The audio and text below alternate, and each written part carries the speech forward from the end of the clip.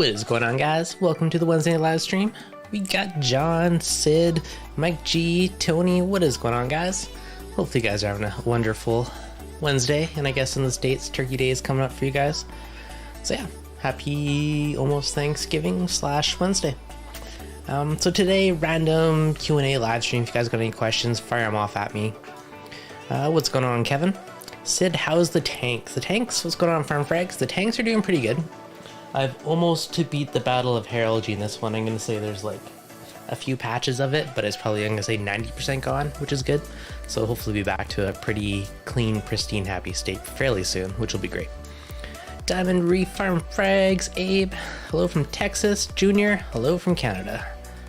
Hopefully you guys are having a wonderful day today. The water box tank is doing really good, actually. I spent a good 20-30 minutes with like a razor blade and like cleaned the glass yesterday. Looked pristine. If you guys never, if you just use an algae scraper, like it does a good job, but if you use an actual legit razor blade and scrape it, it's night and day the difference. It makes your glass look brand new again. So it's worth doing that. Once a month I try and give it a really good cleaning, usually by the sand bed. There's always that little bits of build up or the edges, so it's really nice to clean that off and get it back to pristine happy again. Junior, Jimmy G, Harlan, what's going on, guys? So yeah, definitely recommend once in a while give your tank a solid razor blade clean. It just makes such a big difference on making things look pristine and happy again. Now water box, I'm still super happy. There was been no noticeable fallout from my big elk swing that I had. There was one acro that receded a little bit. This wasn't one that was even branching. It was just one that was just encrusting a bit, and that one did have a little bit of STN on it, but not too much. And that, aside from that, I don't even know if that's related, but it's the only coral I've noticed any remote bits of negativity from the last month or two from the big swing. So that's pretty good. Sid, ready to have a tank again. So you had a massive tank, buddy. Hopefully that's coming back up. Pelly, hello from Denmark. Hello, welcome. Earlier today, I was getting a bunch of questions about steel stands, so I figured I'd address that in a little more detail. Another guy was messaging me, basically has the same water box tank, but wants a steel stand on it. This is my third steel stand now, and he was asking if I would change anything. Now this one, since this is my third one, I've kind of perfected all the stuff that I would change or would do on it. With this one, I tend to go with 2-inch steel. I don't know the cage thickness. Thicker's obviously better. I just gave them the dimensions and they built it off of that. Big plus for steel stands is not having center braces. Not having any braces in the middle is one of the biggest reasons I would say it's awesome to do a steel stand. Now, a couple other tips that I've learned and changed over the years. Underneath the tank, there is some cross braces. Instead of using tubes there, I use kind of the flat stock metal for those braces. That way I still have space around the pipes without forcing them to be lower, so you can kind of hide stuff more. So that's been good. Steel stand is rusting, that's no fun. So with that, I don't know if you powder coated it, Farm Frags, but powder coating it has worked really well for me. As long as you don't scratch the paint off, there's nowhere for it to rust. So that's worked pretty well. What's happening, Mike? But overall, definitely do love the steel stands. It's a great way to go. The only slightly trickier bit sometimes is if you want to skin it with something, but on the same side, you can use magnets. Yeah, great for magnets, exactly. So I know on one of my original Peninsula style tank that I had with the black stand, that one I used magnets to mount everything. Dosers, like everything was magnet on, and that worked really well. What's the best way to rehab a candy coral that have a retraction to the skeleton? That's a tricky one. Usually when corals are retracted, I will put them in try and feed them. Like you can use amino acids or other small particulate foods. You want to try and coach them out a little bit. And generally you want to put them in lower light and lower flow until they recover. And that goes for most corals that have been kind of retracted like that. Low light, low flow, give it some amino acids, and just try and coach it back out slowly in small particulate foods if you can. Still dosing the Reef moonshiners. I am most days. I am terrible at doing the dailies daily, so I probably do it a couple times a week.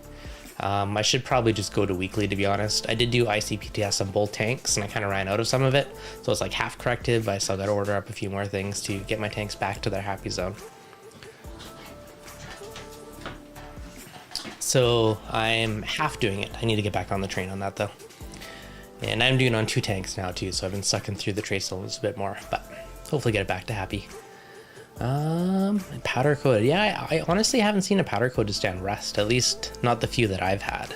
I had one stand off that Square Lagoon that had a little bit of rust spots, but it wasn't powder coated. It was just like spray bomb by hand with enamel. So powder coated for me, it's been perfectly safe. I got a new 150 gallon. What's the brown funky film on the surface of my water? So if you have a funky film on the surface of your water, it's usually, if it's new from your salt, it could be clays or other stuff in there. If it is in your tank, it's probably a protein layer buildup. So generally, if you don't have enough flow in your tank, you will see a bit of funky stuff like a protein layer. If your flow isn't pushing in a way that makes it down your overflow, then generally your mechanical filtration will take it out. So usually what I would say if you do have it on your surface, that film, is one, if you want to get rid of it now, you can just put a little cup in or something and surface skim it off, but work on upping your flow a bit more, and that usually gets rid of it. Mike, dosing the slurry yet? I am not doing quite slurry, and I'm not doing clear calc. I'm doing something in the middle. I'm a middle ground of the two methodologies. The one thing I will say with the slurry, if you do water changes, I think slurry is fine. If you never do a water change, I do think there is a potential risk of long-term impurities building up. But that's kind of why I'm doing something in the middle. I have been working and playing with different impeller designs for the calc stir to try and make it mix better and more efficiently. I got a pretty decent one, but I still think I can do it better. I did pick up a new used 3D printer the other day with a bigger bed, so I can do a lot more stuff for experimenting. So a couple more parts showing up for the baby tomorrow, and hopefully I'll get it rolling. Do you know what I like? The epoxy paint. Yeah, epoxy paint works pretty well. I have used that on some stands before and did work pretty well. You just got to make sure you sand it down well first.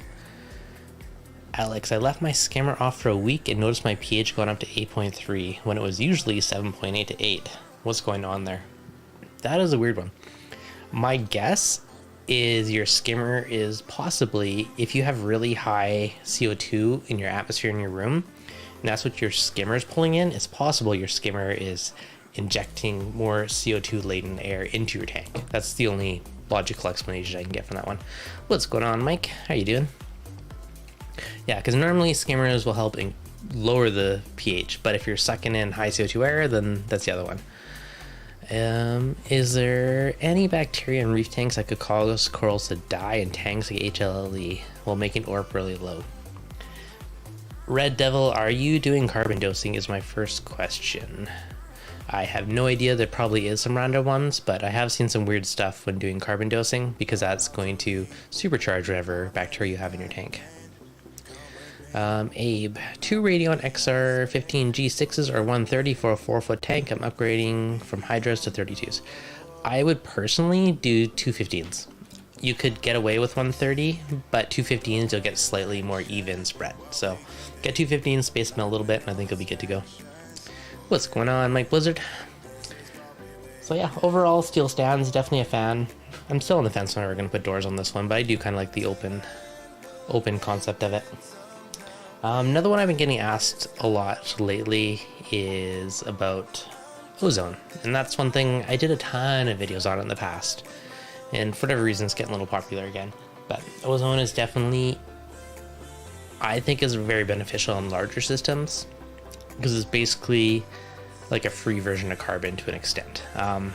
Like, yes, you can spend $5-10 on carbon, you know, every once in a while, and that's going to work really well. But it's a consumable. Where ozone, yes, it's more expensive. You buy it once though, and it'll give you crystal clear water forever. So it's trade-off.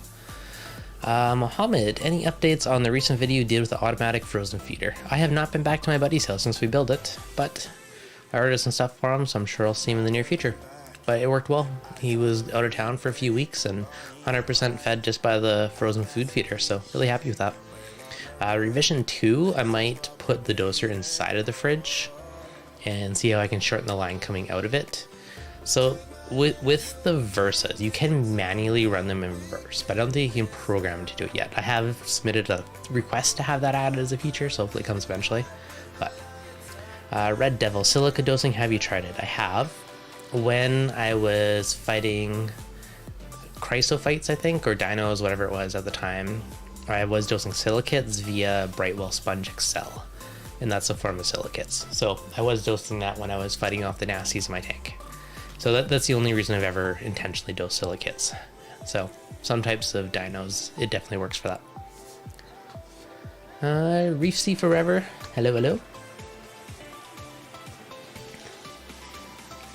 So yeah, ozone overall, definitely a fan, especially the bigger your tank is. It just super clear water is hard to beat. Now, like everything, you can overdo it. If you overdo it, there can be issues and trouble. But if you use a low, slow amount, not a big deal. The other question I get asked constantly about putting carbon on the output of your skimmer.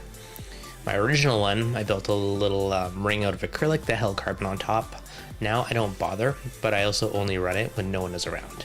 And ozone has a very short half-life, so it's gone and not that long. So it basically eliminates any risk around it. So considerations, I mean, personal choice, of course. Michael Blizzard, my next nano adventures in IM 20 gallon peninsula. They're cool tanks. It's cycled and currently going through a diatom bloom. Besides water changes, critters, help get rid of the uglies. You can try dosing, like I've heard of people doing Mycobacter clean, Mycobacter 7 stuff to help eliminate it. You're always going to get it a little bit. If you have a bunch of established media from another tank, adding that in can likely reduce it, but you're always going to have a bit of the uglies. It's one of those things, it's like paying your dues. They will go away on their own. It doesn't really hurt anything. It's usually just that brown dust. So generally you don't have to worry about it too much. I used to run ozone, but there would always be a smell even with carbon on. I'll let off with the low smelling. Okay, so Red Devil, two things. One, run it lower if possible. I mean, it depends on your generator. And two, run it when you're not home. Run it when you're at work. Run it in the middle, assuming the tank's on your bedroom, run in the middle of the tank when everyone's sleeping and no one's near the tank. That's like another thing. So if you run it when no one's around, it's going to be dissipated by the time you're around. So that's another consideration. And if you run a very low amount, then it's probably not an issue. Adam Moore, have I tried Captivate's coral foods yet? Just got the Innovator Picoplankton. Almost immediately feeling polyp extension on my acros. Oh, sweet. I have not tried it yet, but that sounds pretty awesome. I like it. I've heard good things, but yeah, I haven't personally tried it yet. Ozone needs to constantly recharge the silica beads. I stopped using the beads because I got annoying constantly changing it. You can buy an ozone dryer, but they're freaking expensive. They're like $500 and up. They're not cheap. So I have not personally done it. Now, here's the consideration. If you live somewhere very humid, it's possible that it can create, I believe it's called nitric acid, something like that. It can build up inside of it from the ozone and the super humidity. Running the beads dries the air on the way in and prevents it. If you get a dryer, it's basically a heater that dries the beads for you on a timer. So it saves you the effort. But if there is a little bit of buildup in there, I mean, you can always just rinse it out once in a while. So I personally rinse it out just using RODI water and like a big syringe and force it through it, basically flush it out, and then take an air compressor, blow it through, dry it out, and I'm done. I've only done that like once, maybe twice, but that's what you gotta do to clean it if you don't do it. What's a good overflow for a mini clear 25 water box? I have never tried any tiny nano overflows, to be honest, so that's a good question. There is a couple I can picture in my head that are super tiny, but I cannot remember the name for the life of me. I'll let you know if I think of it. Have you done any PAR ratings with the new XR15 G6? If so, what are you getting at 100%? I could do it. These are G5s converted to G6s behind me, but they're running very low, nowhere near 100%, because the tank is only 14 inches deep. So I have them running at, let's look, much lower. The auto air driver is available nowhere in the UK. I've only seen it on BRS's website. I'm sure it's other places, but I have a hard time justifying like $500 for that. But if you live somewhere super humid, then it's a consideration. Okay, so they're at 26%. They are very low on this tank. So yes, at 100% there would be a lot of PAR, especially for a 14-inch deep tank. Auto air dryer. All right. Do you still have your Diamond Goby? I sure do.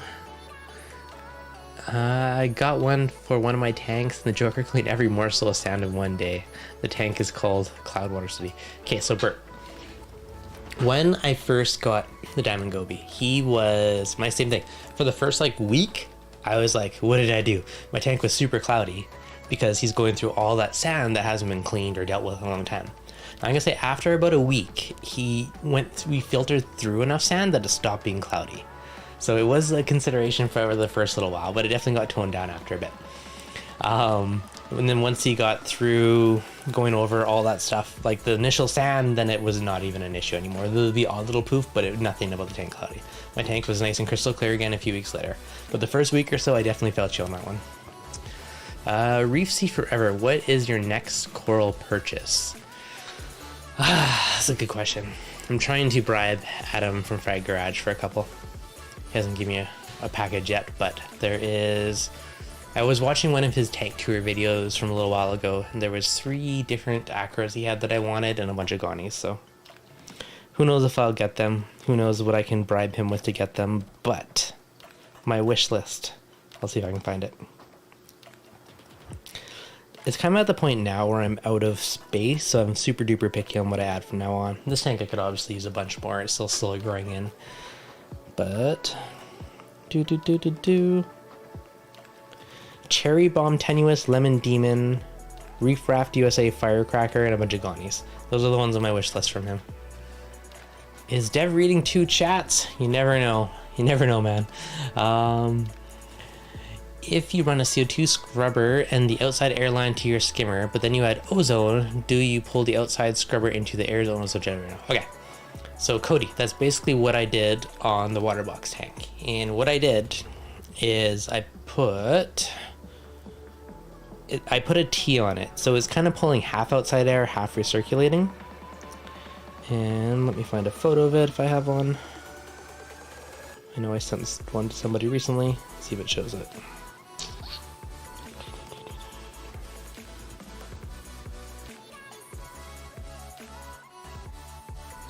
Okay, so that's the one on my water box. If it loads, and see how you can see a T at the top. So the top of the T is going outside up to my attic, out to the roof, and then the other one's going down to the skimmer. So it is partially pulling from outside, partially recirculating. Now on the line that goes up to the attic at the very top side there, that one I have it spliced in the ozone, so that is sucking the ozone on that side of it. So it's kind of a bit of a hybrid method, but that's how I get the ozone to the tank, and it's been working. Devin does have a reef bot. You are correct. I was wondering why you have a P4, but I've never tried the Cage Director. I never tried the Cage Director because I already had an Alcatronic, so it was hard to justify adding that one in. And also I had the Dosetronic, so I already had stuff that dosed and worked together, so I could never, I don't know, overly justify buying that one. Ion Director did seem cool, but I don't even know if it's out. I've seen it out, it's coming and then not coming for years, so I'm not sure where that's at, to be honest.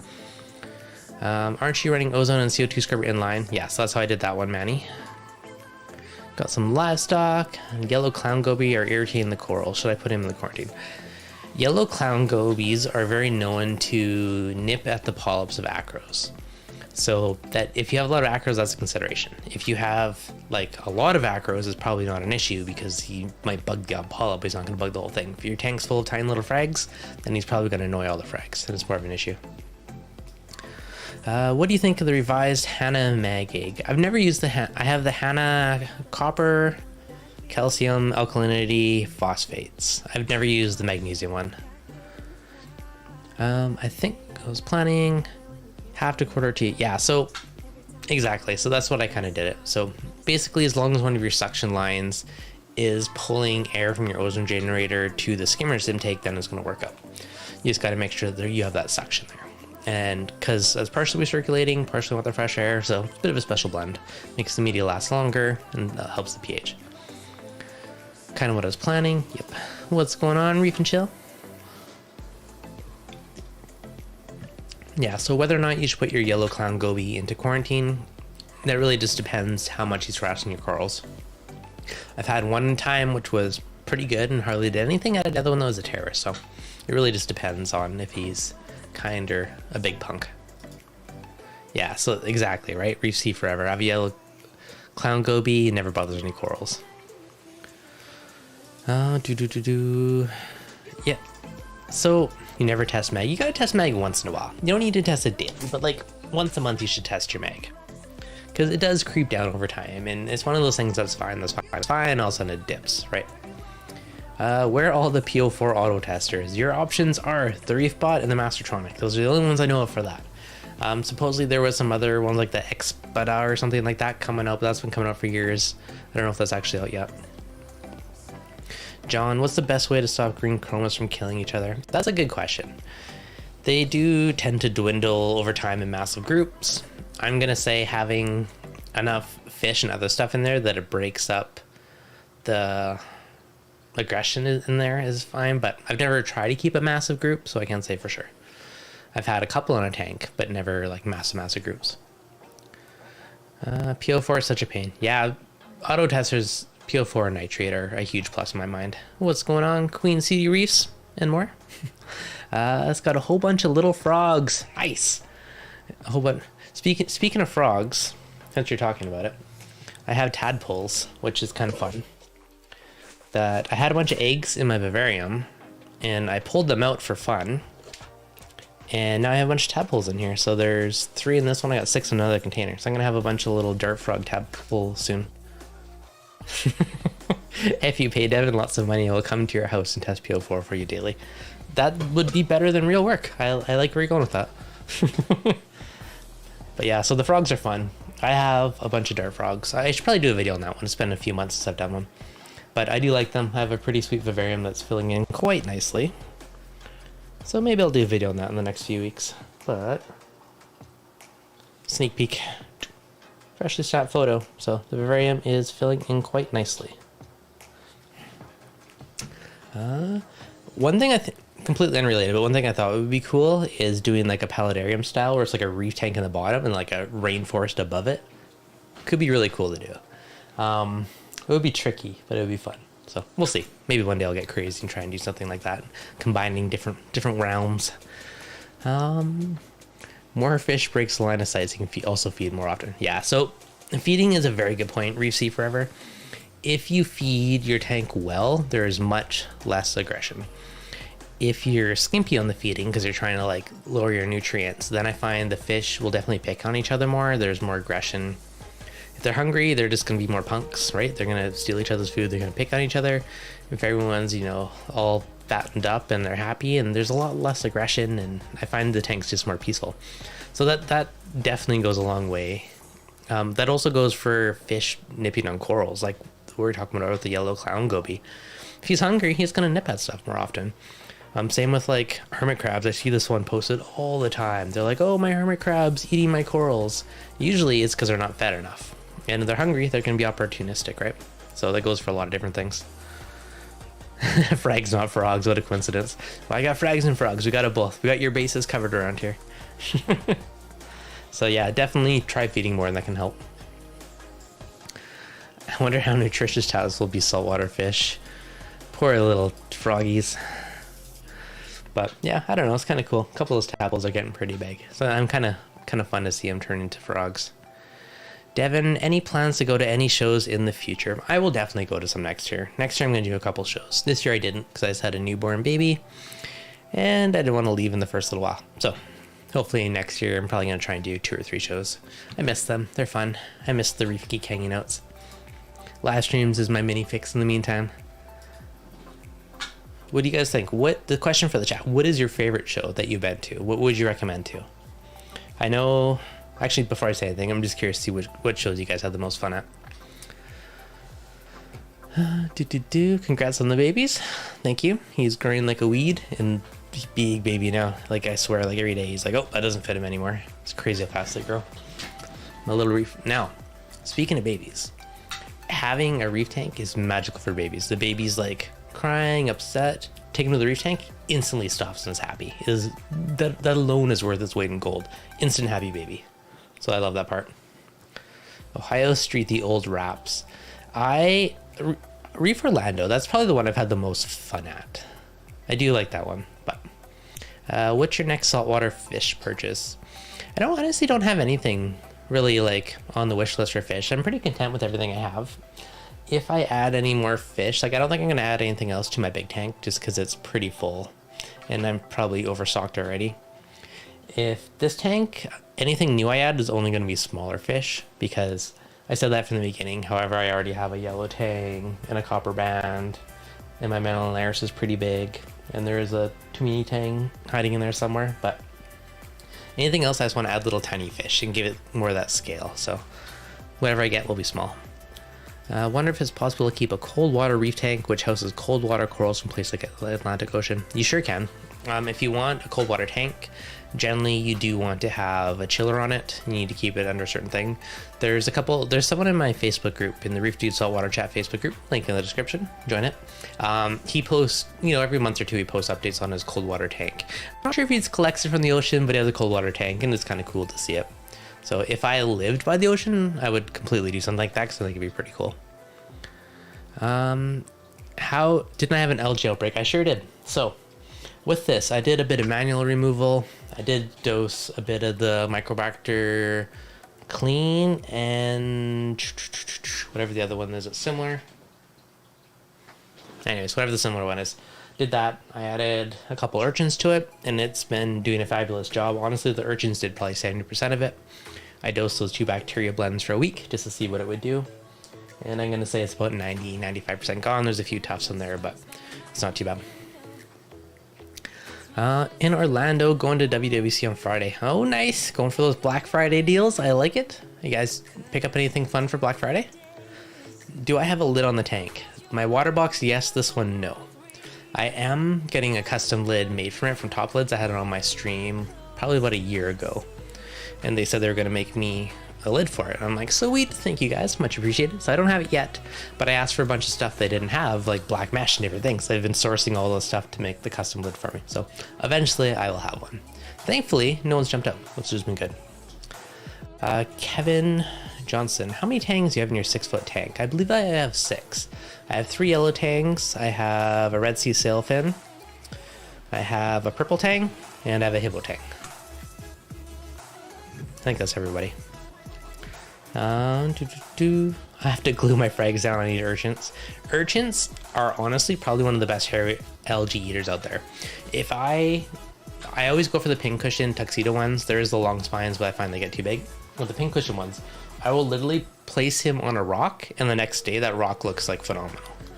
And like I can manually pull off the algae, but there's always that bits you don't get. So I've been literally just moving them around. Like I'll pick them up and then put them on a rock that still has algae on it. There's probably like that rock right there, there's a little bit of algae, and there's a few tufts about it, but all of this was hair algae like a month ago. So it's like night and day difference. Have you ever had dark red turf algae that looks like coralline, but it's soft like velvet? You know what? I think I have actually. I don't think I did anything special about it. Now, most algae, if you want, you can turn off your flow and you can spot treat it with hydrogen peroxide, H2O2. I usually just use the 3%. There's some somewhere in my office, but I've done that and just spot treat it. Leave the flow off for like 20 minutes and then usually that will kill most algae. I mean, now safe dosage, I usually say 1 mil per 10 gallons per day is kind of like adequate safe dosage. I do know some people that have just put it on a doser and dosed it. I find it more effective to spot treat, but it's kind of some considerations of options. I recently got a few aggressive style fish for my micro lagoon tank. Just about to do the nom 3 kung pang damsels. I don't know what those are in a 6 line. I've kept so many different fish trying something new. Nice. I have no idea what kupang damsels are though, so I'm gonna have to Google that one because I'm curious.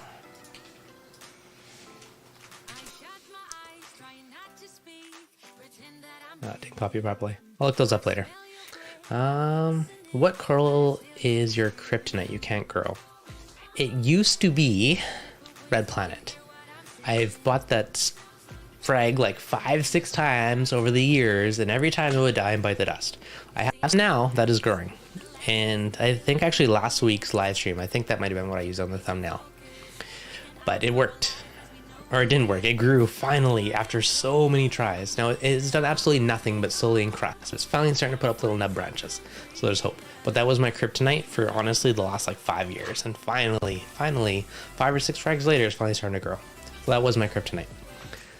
I got a little 4 MO crabs in there over the years. Still haven't had issues. Still having issues with bubble algae. Okay, so thoughts on Vibrant after the issue. So here's the thing. I have used Vibrant and it's got rid of bubble algae. The issue is false advertising. The product is still the same. Apparently it's an algicide and not bacteria. So take that however you want to take it. But I used it and it got rid of bubble algae. So I'm sure it still does the exact same thing. Whether or not the issue is lying on the label, right? The product's still the same. So if you want to use it, for me, it got rid of bubble algae. Urchins are the best for coralline algae. Yes, they are. It's funny. I remember at times you can put an urchin in and you can see like this, your rock's all purple and there's this white line where he's traveled and just like munched down the coralline algae. So they will definitely eat their coralline algae, especially once they run out of hair algae. How to tell if you have acro-eating flatworms. All right. Acro-eating flatworms generally are on the underside base of coral. So if you have a coral that's like this, you got to look under here. Take a flashlight and look underneath. Generally, the easiest way to identify it will be like little white circles on your coral. So it'll be little patches, and that's usually bite marks. The other thing you can do is you can blast it with a pump in like either like a turkey baster or the little Neptune P pump I've used just to like spray off rocks and coral.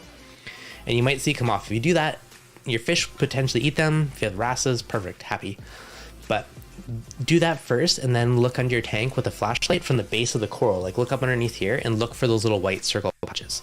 And that's probably the easiest way to identify if you have acro-eating flatworms.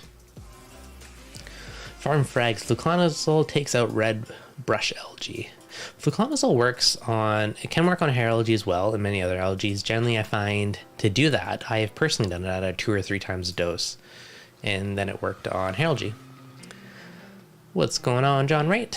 Sorry I'm late, but love your videos. Better late than never. Welcome, John. Smooth Steve, Radion or Neptune or Photon for a 300-gallon reef? I personally have always been a fan of the Radions. The Neptune's a decent light, but I think the slightly more money, you get more bang for your buck with a Radion. Photon, I have not used. I think that's the Reef Breeders, though. For the price, Reef Breeders, assuming that's the Photon, is very good bang for your buck.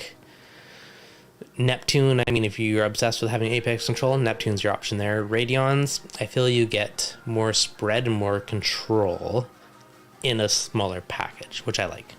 So personally, I picked the Radions. That would be my choice. And I've also been running them for many years, so from generation 3 to 6 now.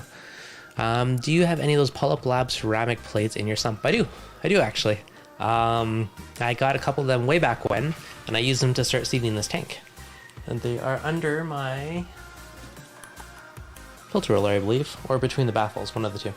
But yeah, no, I got some of those, and I used them, and I put them in my other tank for a month to seed them and help do that to kickstart the new tank. So that worked out pretty well. But did Algae Fix get rid of bubble algae? I've never used Algae Fix. Reef Sea Forever, did you upgrade your G5s to the G6s? Yes, I did. What's going on, Greg Carroll? G5s, G6. There isn't a massive difference, but you do get, I believe there's an extra LED or two, so it's a little more diverse in the spectrum. They did change a couple of the diodes, and it does have even more kind of spread and evenness. So that was a big one. Ohio Streets, customer service with Ecotech is great as well. Warranty can't be beat. 100% agree with you.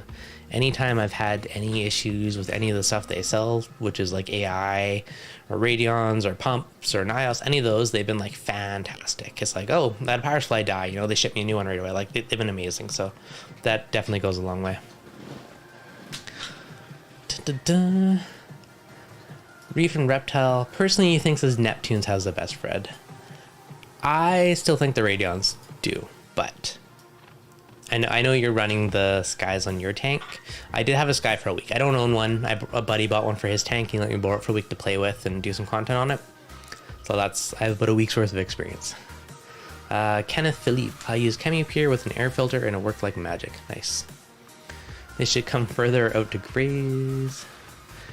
AI is also great. Replace my Nero 3 motor for free. Yeah, AI is a sub company of Ecotech, so I mean, there's probably the same service desk for both companies, but they definitely have like wicked service, which is one reason I do love using them. John, I have soft and LPS coral, all are doing well, but I can't keep Zoas. Been adding iodine and magnesium. I don't know. I've never personally had an issue with Zoa, so I can't 100% comment on that one. I've had like, of course, the more expensive, overly priced ones melt on me, but in general, Zoas have been pretty easy for me, bulletproof. Yes, I'm not sure on that one, if you can't keep them, if there's something else in your water, but... Mackenzie, are your ceramic plates in a 3D printed holder? Do you know where to get one? They are not, they are just in my sump randomly, so not in a holder. Where to get one? I don't know. I have a 3D printer, so I want it, I can just make one, but... Kevin, I have 4 G6 extra fittings for my 5-foot tank. Nice, it's pretty solid from the BRS Black Friday sale. Hey, you gotta love Black Friday.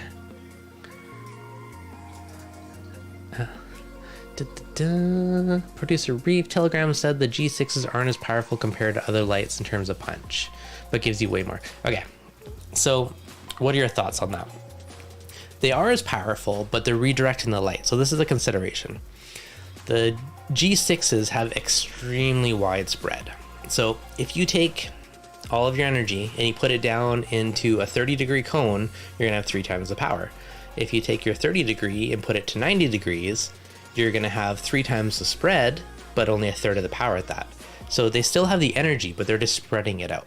So you're trading your laser beam of light for wider spread, even coverage. So it depends what you want. If your lights are close to your tank, I think it's great. If you want to mount your lights, 5 feet in the air shooting down, then you want that cone of spread, right? So it's considerations like that one.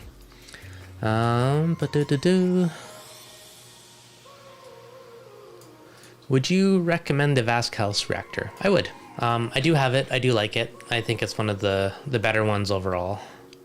There is some stuff I'd like to change on it. I have been debating trying to make my own kind of version of it with a bunch of tweaks that I would like personally to see in a reactor, which might happen. But on the current available ones, I think the Vast one is a solid option. I put my Zoas on the main center rock 3 years ago, and I want to replace the whole rock with pristine white rock and put acros on it. Is this recommended? Could it cause a tank crash?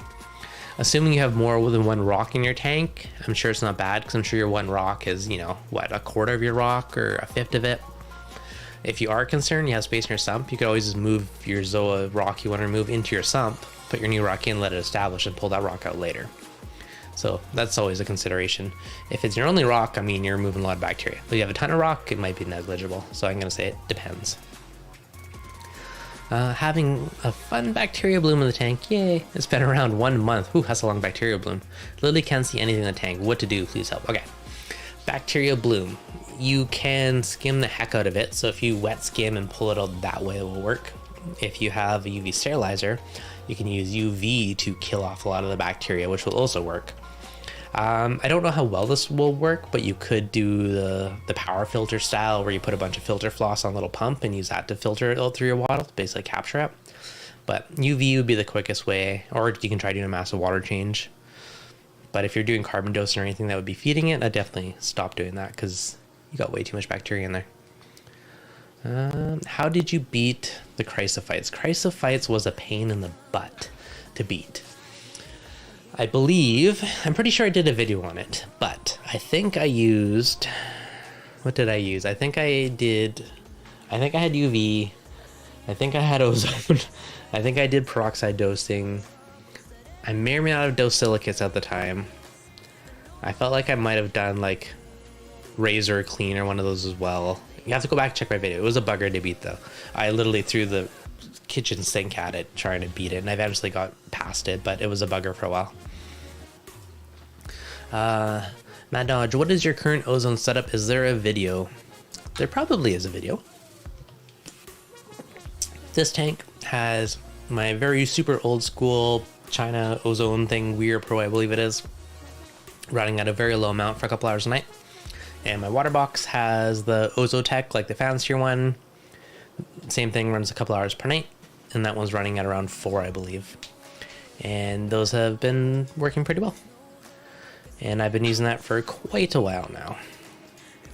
And I can probably do an updated ozone video in the near future. It's definitely been a while since I've done that, so that's doable. But that's what I'm currently doing. Been wonderful, keep in mind. Also, at Epcot they have a 6 saltwater tank. Is Epcot the one where there's the big round tank in the middle? I vaguely recall that one. Yeah, so Derek, Ozotech with dryer, it goes fantastic. The Ozotech is an awesome unit. It's definitely ahead in quality and everything over the Weir Pro, and it's a lot easier to clean and maintain it. I haven't used the dryer though. I've debated it, one day maybe, but I still have a hard time justifying the price. But one day it might happen. The tank's been struggling with currently using UV and manual removal. Was that for the bacteria bloom? UV definitely works wonders for bacteria. Can an SPS tank only be successful sand? No, you do not need sand for SPS tank. Sand. Okay, actually bacteria bloom. If you're running bare bottom, that's also tend to have more bacteria blooms. Sand is a crap ton of area for holding bacteria. Every grain is like a full sphere of bacteria space. Now you do not need it.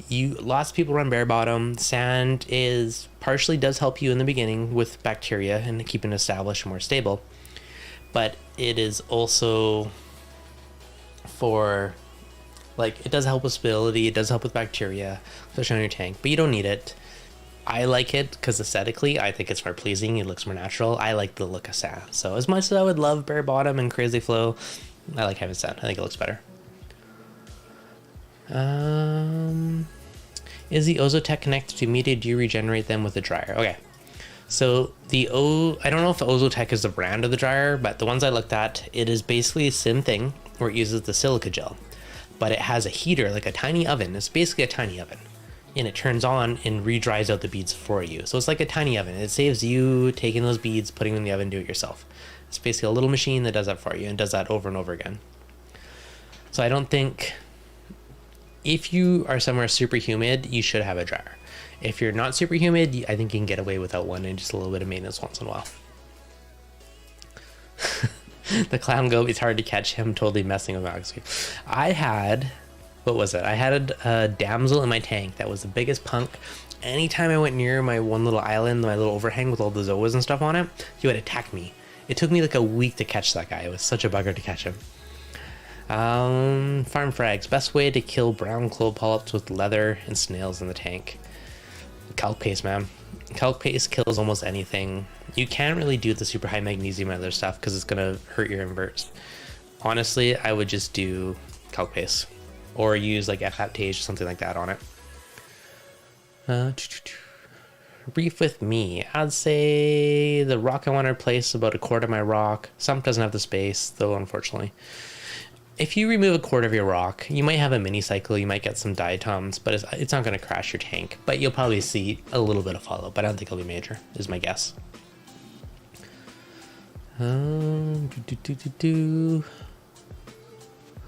John Wright, what is the obsession with lighting for SPS? Lighting only for SPS keepers? Honestly, most lights can keep any type of coral. It doesn't matter what type of lights. Acros like higher par. Higher par can give you better coloration. That's honestly a lot of the obsession is. Do you need crazy lights? Need? No? Nice? Yes. Which is most things in this hobby.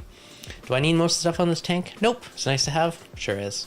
But it's a hobby, which is why we play with it. I'm a gear junkie, so I have way more gear than I need.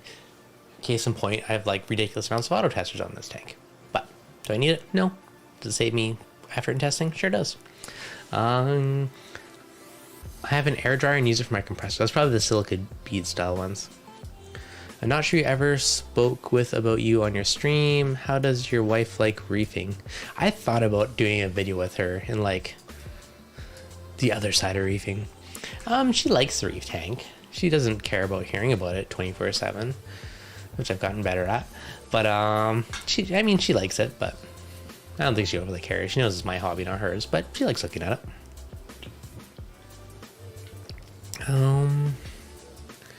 People agree ice cap is so easy to use. Ice cap what? Chris, what salt do you use? I am currently alternating or randomly using between Aquaforest or Bright Welding Marine. I have some of both, so those are the two that I've been using the last little while. I need to take that sucker out now. He was perching on my Duncan. One of the heads turned white and looked melted. I've never seen one attack a Duncan, but I guess you never know. Run some good carbon before running out for UV. Carbon's cheaper than UV, definitely. Caught my Valentine puffer this week, and it followed my copper band in there. Yeah, that's the tricky part of fish traps, right? You don't know what you're going to catch or who's going to be lured in. And usually, once they know it's a fish trap, they'll be a lot more cautious around it. But if you leave it in there for a couple days and you like feed them inside the fish trap, you can kind of get them used to it and then trick them into it. But it's definitely like a bit of a longer approach to trick them into it. Aussie Dan, any tips on getting my Forest Fire Digi and Monty Porter color back up? Almost completely white, but polyps are colorful. Check your magnesium levels for one. I know if your magnesium's out of whack, that can affect the Monties. As for Forest Fire Digi, mine looked bland forever, my original one. My new growth that I've had that like encrusted in the rock and grew way more colorful. But my original frag, this was very bland and boring, and I actually moved it to this tank. But the new growth looks amazing in my tank. Is dosing carbon to lower nutrients and dosing nitrate phosphate to prevent nutrients from bottoming out counterintuitive? I do it to keep nutrients within the controlled range, but I was told it's weird. Trojan fishing. I would look at Tropic Marin has some line. I did a video with Lou probably like 2 years ago, which means I'm probably due to have him on the stream again. But he went through all the different carbon dosing, and he had certain ones to dose if you're low on phosphates and certain ones for nitrates. So he had different ones for each scenario of where your nutrient levels are at.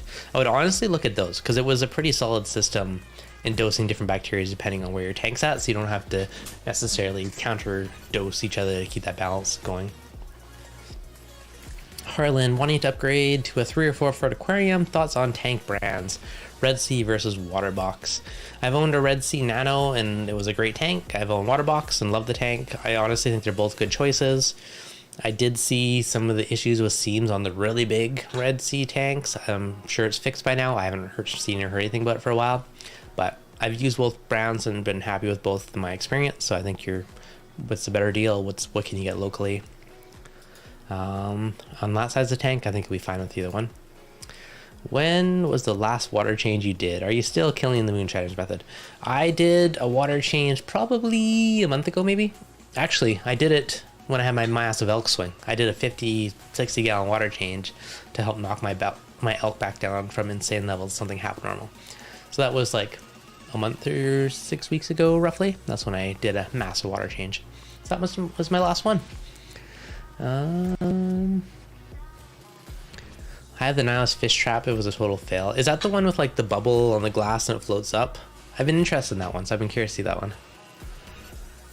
Tropic Marin versus Aquaforest Salt. Honestly, I think either one is good. We didn't ICP test it, but I did a stream with Ryan a week or two ago when we compared a ton of salts. Now, Aquaforest ICP tests their own salts, which is cool because you can see that. You can just look it up.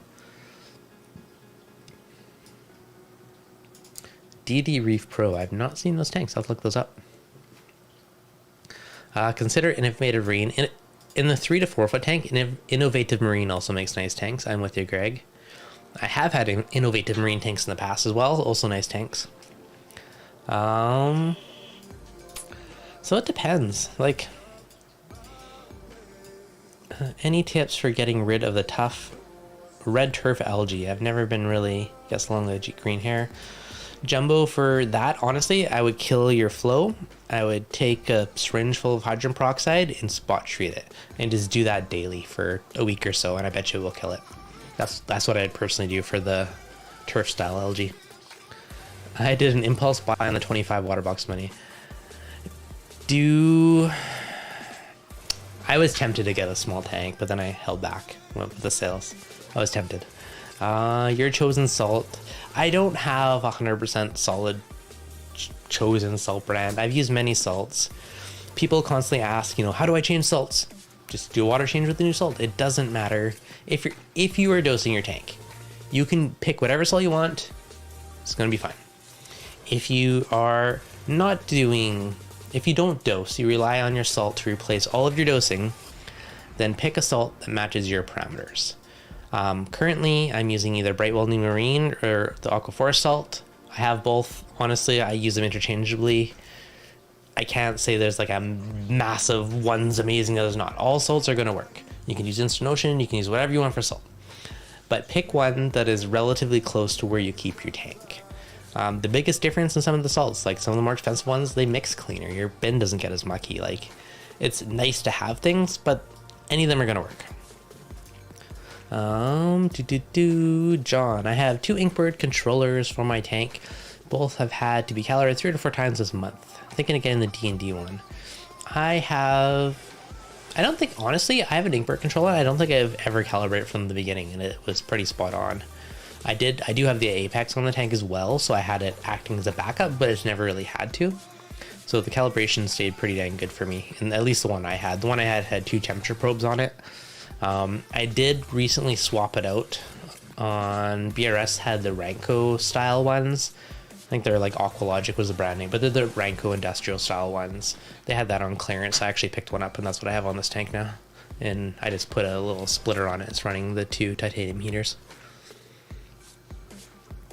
NSB Reefs, I've used the ice cap, fish trap with a sliding door. I run a string to my couch and wait. Hey, that's a good way to go. That's probably the best way to go. Been eyeing a Fiji Q that has some pretty decent selection on various size tanks. Nice. DD Reef Pro has a section in the sump specifically built for a Clarity roller. I do like that aspect. I do run the Clarity rollers on both tanks. I am definitely a fan of them. It just does amazing things for water clarity, and honestly, it's hard to beat. If you can fit it, and you're going to do that route, get the 5,000 over to the 3,000. I had a 3,000. I eventually sold it and got a 5,000 because the bigger rolls just last longer. So the wider the roll, the bigger the roll, the longer you can go without changing it. And to me, that's a big win, because the whole point of getting a filter roller is so you can deal with it every couple months, not deal with socks every 3 or 4 days, right? If I only have to change a filter roll every 2.5 months or so, that's way better than dealing with a sock every week. So that's my advice on that one. So yeah, that's pretty cool to have something purposely built for it. I have a custom Geo's Reef sump on my water box, which I had them fully like build in the custom roller, which I think is freaking amazing. This one I have just the standard issue one, and I had a fairly simple sump made with my tank. Trojan fishing. My 4-year-old bird's nest colony STN last night. That sucks. Found a 6'9" wrasse dead. Coincidence? There might be something up in your tank. I mean, if you think something happened in your tank, I mean, it could be a coincidence. It never hurts to do a big water change. But yeah, ammonia spike could be. If something died and you had a big ammonia spike, that very well could cause issues on other stuff. Ammonia is not a good thing for your tank or fish or anything live. So it's definitely possible, but big water change never hurts. Trojan fishing. Any recommendations for trace elements? No water change system. Love the channel and the podcast. Listen to them on the drive to work. One day I really need to turn these into an audio podcast. I get asked a bazillion times. Okay, trace elements. If you want simple, don't have to think about it. Like I was dosing Brightwell's, whatever it's called, something trace. It's like a broad spectrum trace. And that's just kind of not everything. Now, if you just want something broad spectrum, am I still doing the moonshiners? I'm a slacker on the moonshiners. I want to get more proper with it. I was really good doing dailies, and I ran to some, and then I had a baby. Now I do it a couple times a week because I don't do daily. I've been thinking about setting it up, just doing like a weekly dose instead. It probably has higher hope for me. So it depends. So if you want to ICP test your tank and dial in everything, you can ICP test and dose individual elements, which you can do it through the Reef shiners. You can buy them through, ATI has them, the ICP Triton has them. I know Aquaforce has a ton of trace elements, and you could dose them specifically based off your ICP results. So that's definitely an option that you can go. And which method you want to do kind of depends on you. I've tried lots of different Brightwell Replenish. Thank you, Phil. Yeah, so like on my big tank, I have replenish on a doser, so it does kind of like a chunk of my bulk stuff, but then I do tweak it with the Reef Shine Moonshiners on top of it. So it's a bit of a blended system. I mean, it's probably less Reef Shine because I'm dosing a chunk of it off the base. So I do a bit of a hybrid approach. What do you think about Reef Enhance? Reef Enhance, I have some. I've used it. I need to use it more. But I believe that is the amino acid one. And yes, amino acids I think definitely have potential. If you are feeding fatty stuff like frozen mysis, I think you get a lot of aminos from it. If you're only feeding stuff like pellets or dry food, I think there's a lot of advantage to dosing aminos. I randomly dose them. Again, I'm not as super consistent, which is I should be, but I think it also depends personally on what you're feeding. So KFC Sip, how did your corals respond? Never seen a follow-up. I didn't do a specific follow-up, but I did do follow-ups as part of tank update videos and talked about it. So far since the dip, I have not lost a single head since I did the dip. So I would say it was successful. Some of them, I've definitely seen improvement on the flesh band on them, like it has grown back some more. It's not like super amazingly fully regrown, but it has grown back more and nothing has receded since. So I would say it was pretty successful. And then again, I only did them during that week. I never did it past that 1 week's worth, which maybe I should do one again.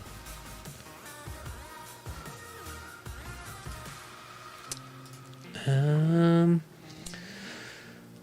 took out a few islands. I forgot the Daily Roof Moonshiner for Aqua Vitro is a good alternative. And I've never used the Aqua Vitro stuff. Moonshiners, is the juice worth the squeeze? If your tank is happy and things are looking awesome and you want to push it from that 95% to the 100% and get that extra coral and extra vibrance out of it, then I think there is definitely a good thing there. But again, if you're going to do it, you need to ICP test every quarter type of dealio. And yeah, so that's kind of what I'm gonna say. Do most people need to dial in trace elements? If you do big regular water changes, you're probably fine. If you never do water change, then I think you should pay more attention to it. So it depends on what kind of reefer you are.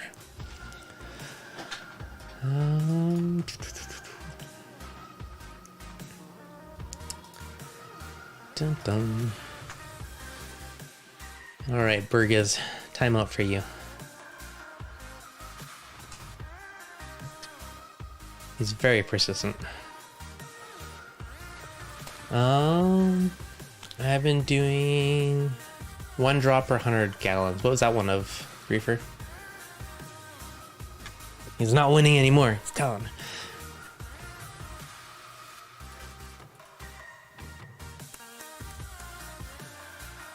Would having a reef tank near your kitchen kill your corals? I don't think so. Now, if you have, kitchen oils and stuff going into your tank, then that is probably an issue. Otherwise, I would say you're probably fine. Like, what you got to look at is what contaminations are you adding to your tank. If you are, what am I gonna say? Yeah, like same thing, like spray cleaners, right? If you're using Windex on your tank, then potentially there is going to be some type of issue from that, right? If you're using other stuff, if you're using air fresheners around your tank, there's potentially contamination that can get into your tank through that. So it really depends. In general, I would say there's no problem having one by your kitchen. And cooking oils and other stuff potentially could be an issue, right? So it depends, right? If you have a lid on your tank, it's probably not an issue. If you have a canopy on your tank, probably not an issue. If it's an open tank on your counter, maybe. Depends. I've had a few in the kitchen. Always use a glass lid in there. Skimmer only at night. Yeah, so that's a good way to go.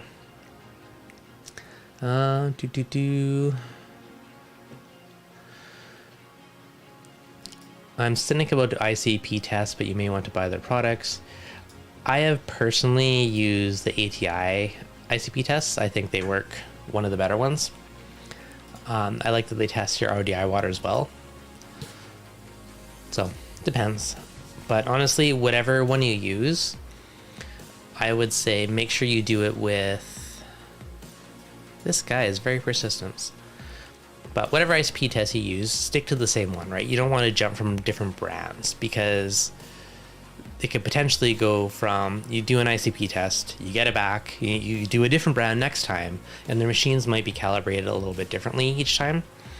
So the biggest thing I'd say is try and pick one company, one test, and stick with it. And I think with that, that's probably the best way to go.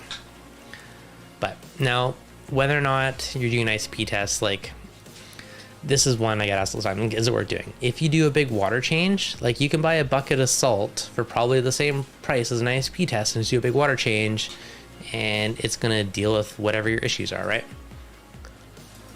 So if you're not doing water changes, I'd say it's worth doing. So it depends.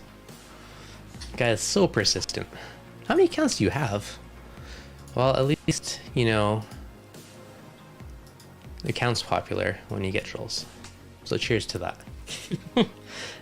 Do you have Oxypora chalice grow faster than mycelium? What kind is dynamite? Do you know what's freaking the craziest one? The Hollywood Stunner. That is literally the craziest, fastest growing chalice that I've ever had. It is insane how fast that one grows. Now, that one, but to be honest though, to me that one grows too fast. Like, it's just not worth it. They're not quite as crazy fast, but there is Miami Hurricane. That one grows really well too, and I've been pretty happy with that one. It hasn't been like plague proportions growing like Hollywood Stunner. It's been a pretty happy one.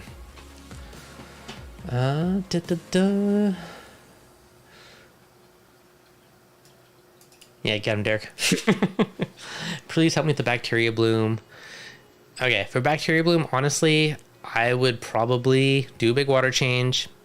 If you have it, I would run UV on the tank. I mean, running carbon can help. So there's a few different things you can do. What do they get from this? Who knows, man? Nothing better to do.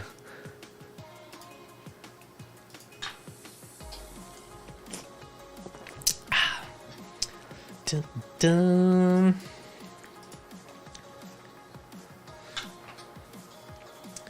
I use ICP, works for me. Yeah, for whatever reason, I find ICP to be, or the ATI ICP, I like that one overall. I find it works well.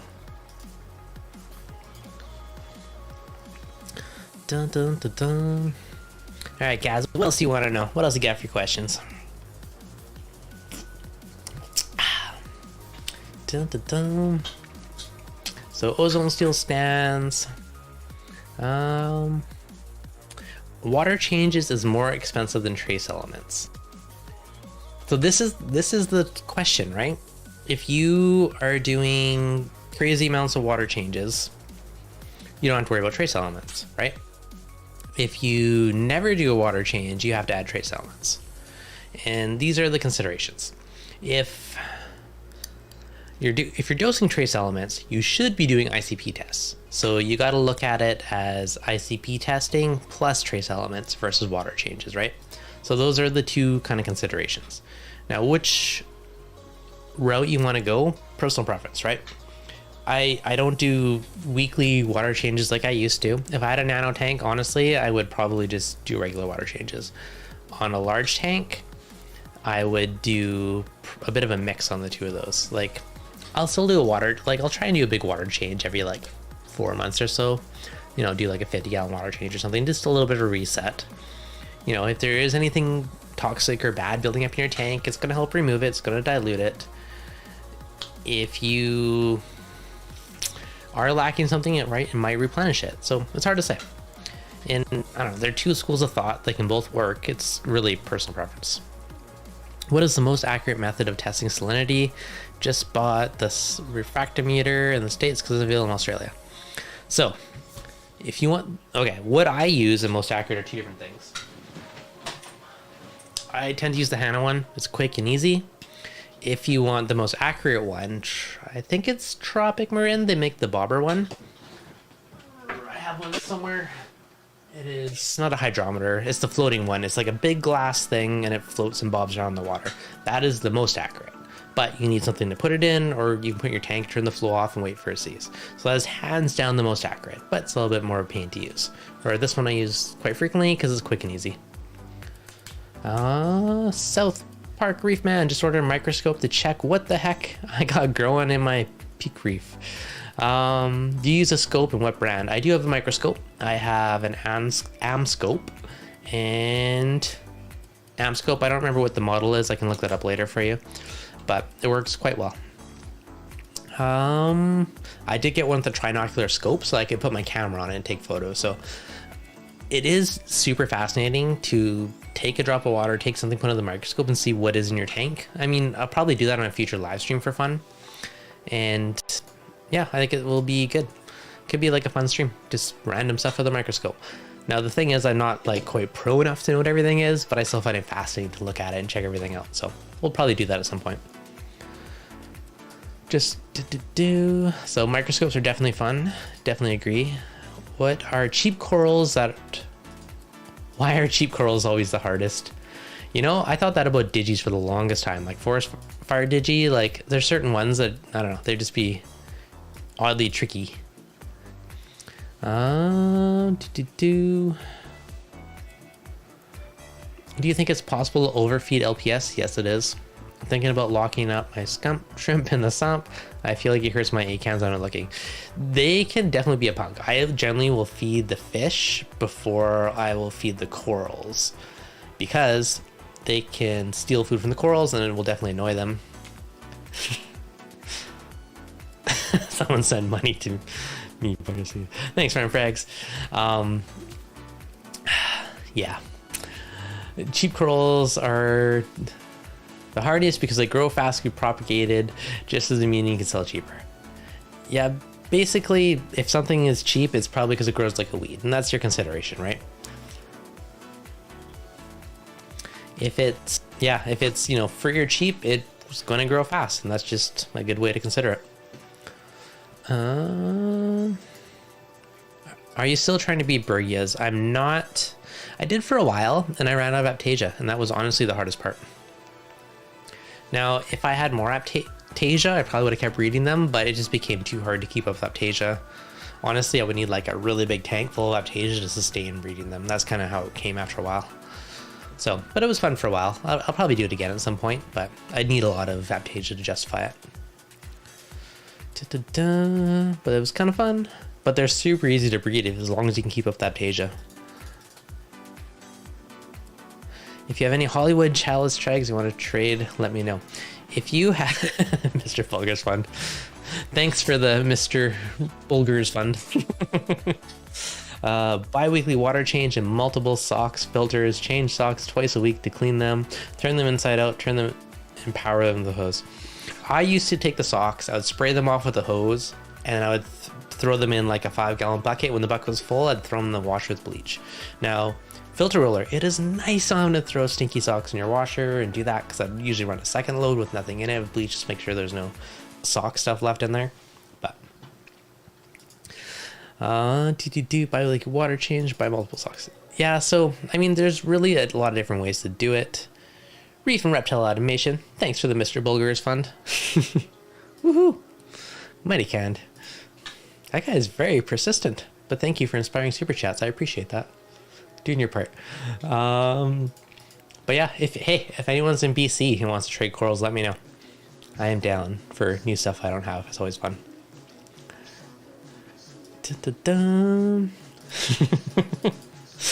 He's very persistent. I'm actually impressed with how persistent he is.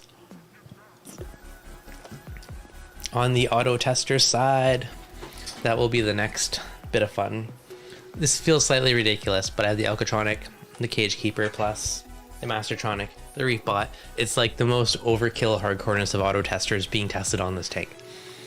But the good thing is, they all keep each other honest. If one of them, I'm like, is that correct? You tell the other one to do it, and you can kind of compare them. And so far, they've been pretty much in line, which has been pretty good. Gonna graph my Hollywood Stunner with my Rainbow Chalice. I've never... Actually, okay, I've had chalices grow together, but I've never had them fully graft together. So let me know if that works out, Bert, because that'd be pretty cool. My $400 chalice is doing great, but can't get GSP to open. It's funny how that can work. Oddly, there's like some tanks where Xenia just won't grow. So, I mean, there's certain corals that just don't like whatever parameters in certain tanks. So it definitely does happen. South Park Reef man, my nitrates keep bottoming out. So feeding more addaline to neonitro, but my phosphates are now 0.25. Ugh, I think it might be giving me dinos. Honestly, the easiest way to knock down phosphates is GFO. There, you can also dose. Mind blanking on the name. Ah, I know that is a record for accounts. What the heck's it called? Lanthanum chloride. That is a thing. Now, the other thing is lanthanum chloride can affect certain fish, certain wrasses, sometimes tangs. So I generally will use that. I prefer GFO overall just because it's easier overall. Just don't bottom out your phosphates because then you have a whole new issue. If you lived in the UK, your electric bill would be through the roof with how much equipment you're running. It probably will be. That being said, I did add solar panels to my roof last month, so it's now being offsetted. But yes, it definitely would be crazy. So we'll see. I've still been toying with the idea of building like a really big hardcore battery backup UPS style for the tank. Might happen eventually, but we'll see. But yeah, Sammy, great point. Sounds like a vastly understocked tank. If you need to up your nitrates, add more fish. Easiest way ever. Fish poop is great for nutrients. It's great for coral food. It's a really good way to go. Solar is amazing. I added 24 panels to my roof, and yeah, now it's not 100% working yet because the microinverters are buggered up, so they're supposed to come this week and replace them. Then hopefully I will be in the happy solar land. So hopefully pretty soon. The red of my emerald on fire zoa disappeared and the green skirts of my scrambled eggs. Oh, really? Okay, now if you are losing colors in certain corals, I wouldn't think this would happen with a zoa, but with acros, SPS, and crusting corals, trace elements can vastly affect the color of certain things.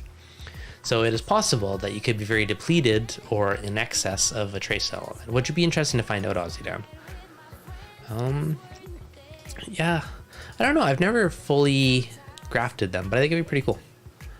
That stunner kills everything gets near. Yeah, the Hollywood stunner is a mean chalice, and I eventually sold mine just because it has really long feeder tentacles, and it is just mean. Thoughts on Acanthophilia? I'm assuming we're talking about. What is your question on them? Hollywood rainbow chalice coming up. Hey, if it was wonderful and colorful, it would be better if it grew like a weed. Do you ever worry your tank might burst all over your floor and flood your house? Thankfully, it has not. I mean, it's crossed my mind, but I haven't really been super... Like, if I ever saw a leak in or something, obviously it'd be time to replace it, but so far.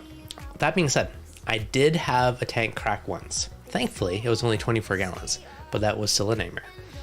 We came home, we were out grocery shopping. Our dog, Orion, which is the odd video, he was a puppy at the time, and his little cage was right beside where the tank was. And we walked in the house, and literally there was this bang, looked over, puppy's freaking out, and the wife's freaking out because the puppy's freaking out, and water's like, the sheet of water going on to the dog, and it was the Innovative Marine Fusion 24, which has bent glass, and there was a stress crack that right around the edge of the tank, and there's a sheet of water coming out, and the poor dog is getting doused. I'm like, freaking out.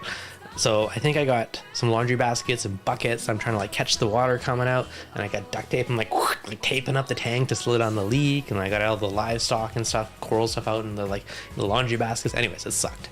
So I have had that happen with the small tank. It sucked. Couldn't imagine with the giant tank. It would really suck. So best to be avoided. Maybe as an excuse to upgrade your tank every 10 years.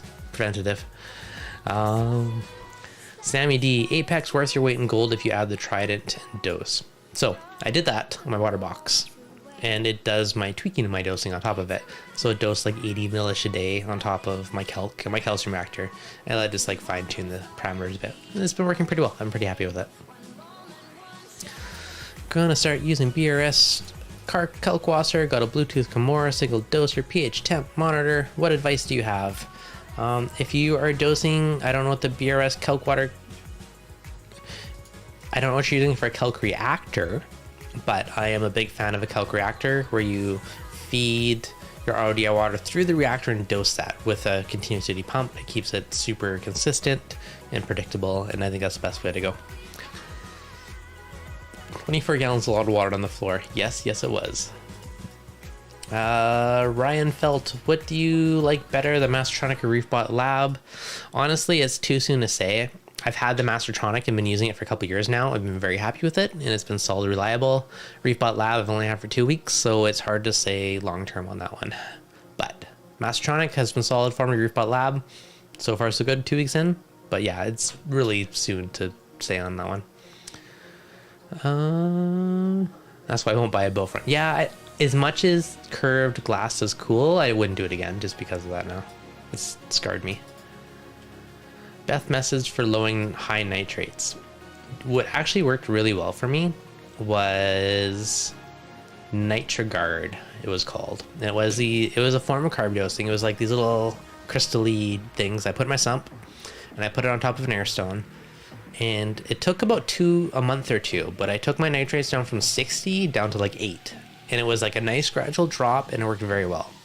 It wasn't the cheapest stuff, but it worked well. And I think I used 2 containers, and I haven't used it since, and my nitrates have just stayed at like 10, 12-ish. So I was really happy with how that worked out. You could do a big water change and knock them down that way, but yeah, the NitroGuard was pretty cool.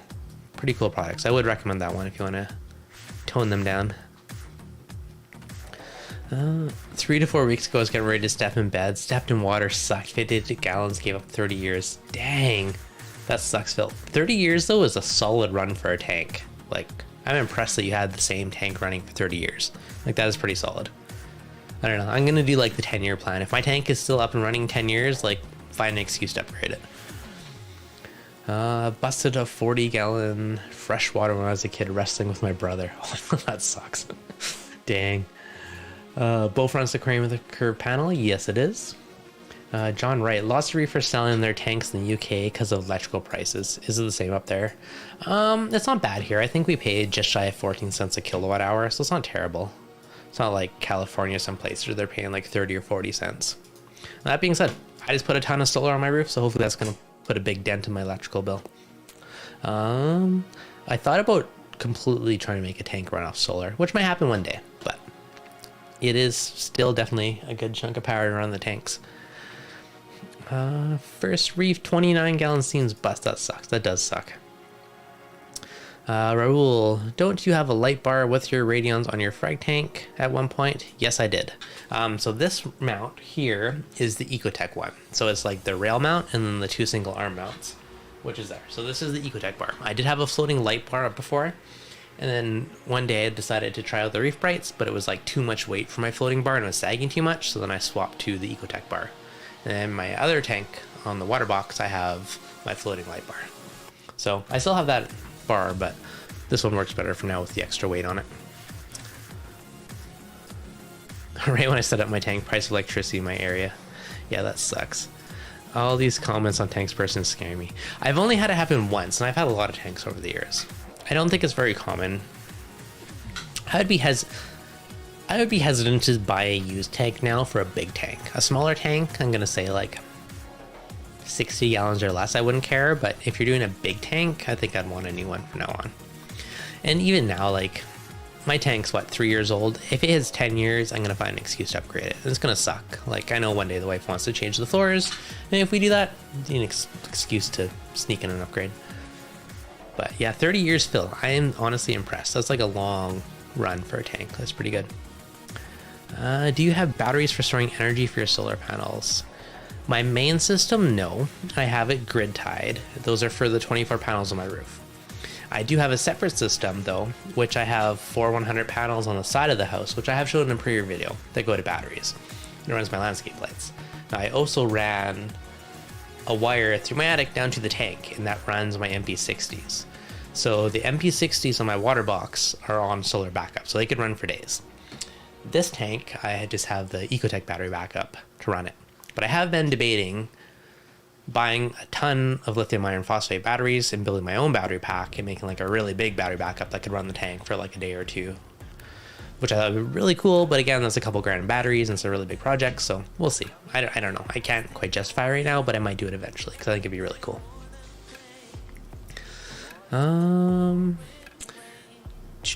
How many of you have checked your RODI tanks because of this? RODI or tanks because of this discussion? You know what? I have all my RODI stuff automated and it's been wonderful. I don't think about it. My RODIs auto top themselves off. It's just like, forget it. Things work. It's great. It's wonderful. But again, I have multiple levels redundancy, but it's been solid. Reef Keeper Ecotech rail looks pretty sweet. Thank you, sir. I had the individual RMS mounts, but the rail looks great on that tank. Surprised it holds all the weight as long as it honestly is. This is like a 7-foot rail, I think. It is that. It has 5 XR15s and 4 Reef Bright strips. It's like a ton of weight on there, and it works well. And the funny thing is, that side of the rail is on top of my overflow, the back of my overflow, and that side's on the tank. Yeah, but it works. Receive forever of about 5K on my water box 60, and that's not even livestock. Yeah, honestly, it's scary to think how much you spent on the tanks over the years. But that's why we call it a hobby. Labor of love. Aussie Dan, so many people have trouble lowering nutrients for refugium in a decent light. AI Fuge strips it out quickly. Yeah, the Prime Fuge is a wicked light. That's the one I run on my water box as well. Always appreciated for sabotaging Devin's stream. So kind. Red Sea tanks are known to burst. I won't ever buy a tank which requires a cabinet to build yourself. You know, who has a really fancy one? There is some that come pre-built, like ready to roll. Like Nias makes one. Not Fauna Marine. Who makes it? I think. There's a few that come completely built ones. I built my own one. Honestly, it's not that big of a deal. But anyone still keeping Zero Edge tanks? Zero Edge would be freaking awesome. It'd be sweet to have one. It's definitely a specialized thing, but they look really cool. I only ever see them at shows. Sammy, if you use solenoids for your RO, how do they shut off the filter itself? Mine stay running wastewater all night. Solenoids or booster pumps off. Okay. Wilmar, thank you for the $5 super chat. Sammy, to your question. All of my RODI units have an auto shut-off valve. And what that is, it's like a little diaphragm inside, and it has your wasteline and your product water going through it. And when it senses the resistance on the product line, it basically flips the diaphragm off and shuts off your water. So now with the booster pump one, that also has an auto shut-off switch, which is like that little mechanical one. But it also has like a little sensor switch as well. So it also detects the back pressure and shuts off the booster pump. So on all my bins, I have a solenoid to turn it on and off, but I also have float valves. So I always do multiple levels just to make sure it's safe. Sammy, solenoid, that water going into the RODI filter on... Okay, so different systems. On this one, the solenoid is on the product water going to the tank. On my water box, there's a solenoid on the feed line to the system. And I have, on the Neptune Apex, I have an optical sensor at the top of my bin. And if that optical sensor gets tripped, it shuts off the solenoid to kill the product water to the line. So it depends where in the system, but there's different levels. There's also the, the float valve. If that gets hit on my tank, it will shut off the booster pump. If the optical sensor gets tripped, it will kill power to the booster pump and kill the solenoid. So there's multiple levels on both systems. John Wright, technology is great if you are okay financially, but many of us are on pensions, and so you have to wing it. So for sure it is. And I mean, it's not like all the stuff happens at once, right? Like I've been reefing for a long time, and I slowly stock up on stuff over the years. It's like, you know, like I built like a really cool button panel, which will probably be next Monday's video today. And it's like, I ordered these buttons off AliExpress like a month or two ago when they finally showed up. And there's lots of ways to do stuff cheaply. And it's a slow thing where you just plunk away at adding stuff. You know, it's, you know, every couple of weeks you get something and slowly do it over the years. ORA Zero Edge is incredible. That's probably that circle one I see at shows, which is really cool. Yeah, Aqua Forest, theirs I believe is fully built. And not Fauna Marine, who is it? Someone else has a really cool fully built one too. It's crazy expensive, it looks beautiful. Reef automation, Reef and reptile automation. Kind of like these streams with just you, get to talk to you for once. Guests always taking the spotlight, well deserved of course. I like to mix it up. I mean, not gonna lie, some days I just don't feel like coming up with a topic and I just like winging it. Go off the chat, see what people want to talk about and what questions you have. And I try and do at least one of these a month, but it's good to mix it up. Wilmar, I live in SoCal looking into solar for my aquarium to save monies. If you have government rebates on solar, then it is definitely worthwhile.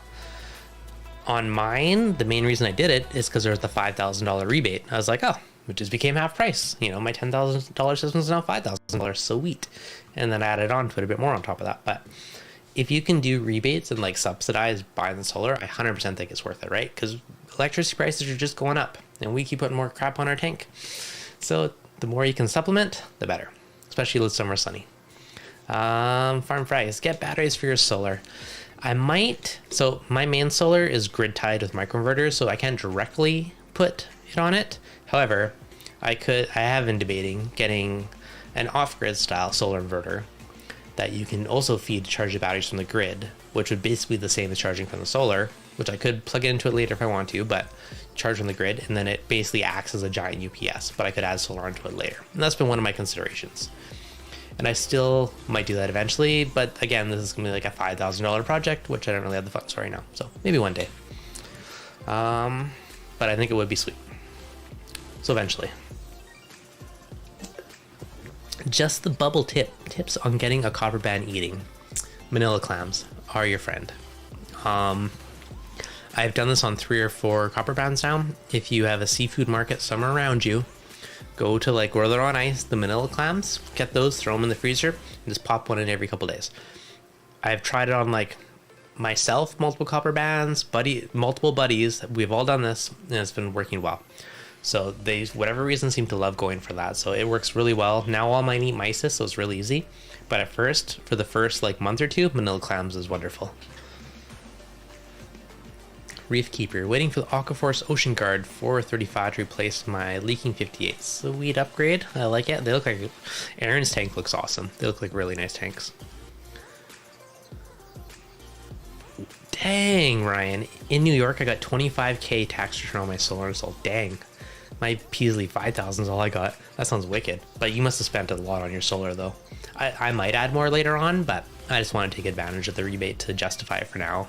It's possible next year I might tack on a few more panels. You know, maybe I'll tack on 5 or 6 panels every year and slowly build it up. But I think it's pretty cool. It'd be nice to get to that point where you have like 0 electricity bill.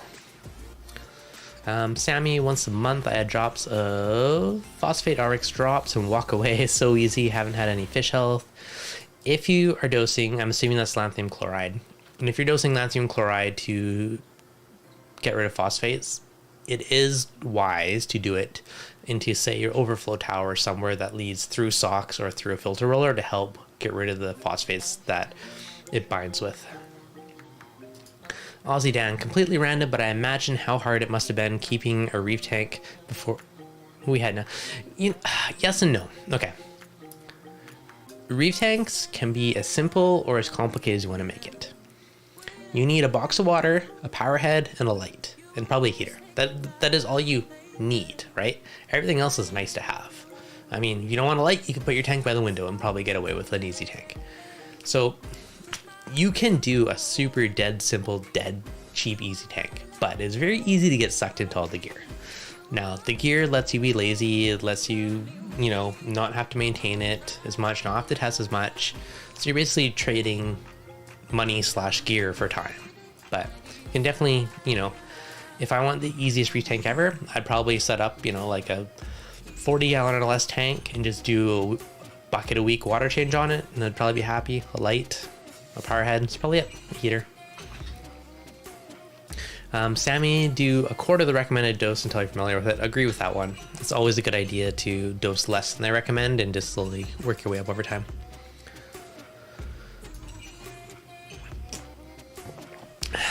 Happy McReef, what do you think of a battery backup like the EcoFlow? They have 2 ports of DC 12 volts. Will an Ecotech 24 volt booster work on this for the Vectra? Yes, it will. You need the booster for running the return pumps off of it. The power heads will work directly off 12 volt. So either the MP10s, 40s, or 60s all work off 12 volts. Now you can 100% do that, or I mean, you could just buy your own battery, put a battery maintainer on it, and then wire that to your things. If you want a super cheap battery backup, that is as cheap as you're gonna get. But you do need the booster to boost up to 24 volts if you want to run the return pumps as well. I wouldn't consider the return pumps as essential. Flow in the tank is like your main thing. But Reef Reptile Automation, what is your tips for covering the input on drilled tanks, especially closed loops? Always seem to get rocks in there with the guard. I've never ran closed loop. I love the idea of it, and if I was brave enough, I would have did a closed loop on my peninsula, but I've always been a bit weary of holes in the bottom of my tank on like 200 gallons. But if I was going to do the input, one, I would raise it up higher so it's above the level or it's going to suck in sand. Like, don't have it right at the bottom. Like, have a little standpipe and hide it in your rocks and have it a bit higher. Like, that's what I would do. Because again, same thing, right? You don't want to suck in sand because that's just going to add extra abuse on your impeller. Okay, so Sammy doses right to the skimmer chamber. I've actually seen that one. It works pretty good. Poor Wolf, forgot it was Wednesday. Oh my gosh. Ellery, finally fish paying off my 5 kilowatt solar, 25 panels. The downside is all the companies installed mine are out of business. Oh, that sucks. No, the nice thing with solar is even the panels, they don't really necessarily go bad. Like, most panels are rated for at least 80% efficiency after 25 years. So if you have a 100 watt panel in 20 years, you're still getting 80 watts out of it. Like, it's still producing power. Like, and solar panels are tough. There was one on my roof that was broken and the installer replaced it. So thank you for that. And it was cracked, but it was still outputting like 75, like 80% of the power. Like, it still works. I kept it because I'm like, oh, I'm gonna use this for something else. Like, maybe I'll put it on my shed or something, because it still puts out power. Now, unfortunately, my roof is not south facing, it's east and west. So I'm only gonna get like 70% of the panel's output, because it's not ideal, but better than nothing. Our tanks are only as good as our LFS. Today, most of our tanks are better than any of the LFSs. Yeah, I would agree. I would agree on that one. Set up a budget, back to basics, 55 gallon tank, 7 socks used already. Whew, lots of socks.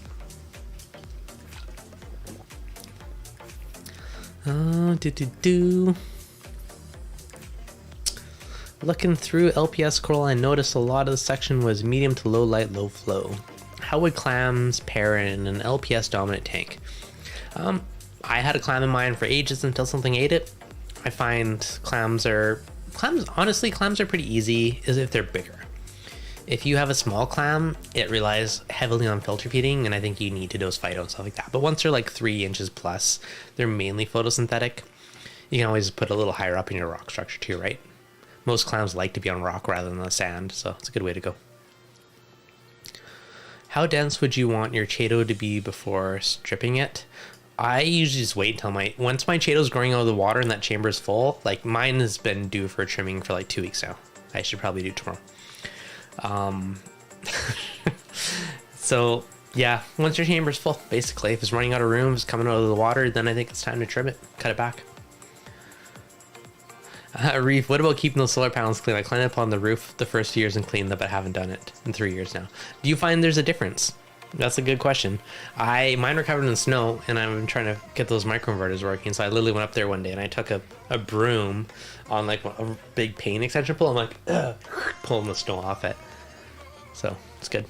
101 viewers. Wonder how many are the burglars. Probably like half of them. All right, guys. If you're enjoying this, be sure to hit that like button. Keep the YouTube gods happy. I warned people since Lanthium came out years ago. Yeah, Lanthium works very well, but it can be sketchy, so proceed with caution. Dose to a filter sock or a filter roller or your skimmer. Just don't willy-nilly dose your tank. Some fish are fine, but some fish like yellow tanks can be more sensitive. Certain wrasses could be more sensitive. And basically what the problem is, so lanthium chloride bonds phosphates, and those little particulates can get stuck in a fish's gills.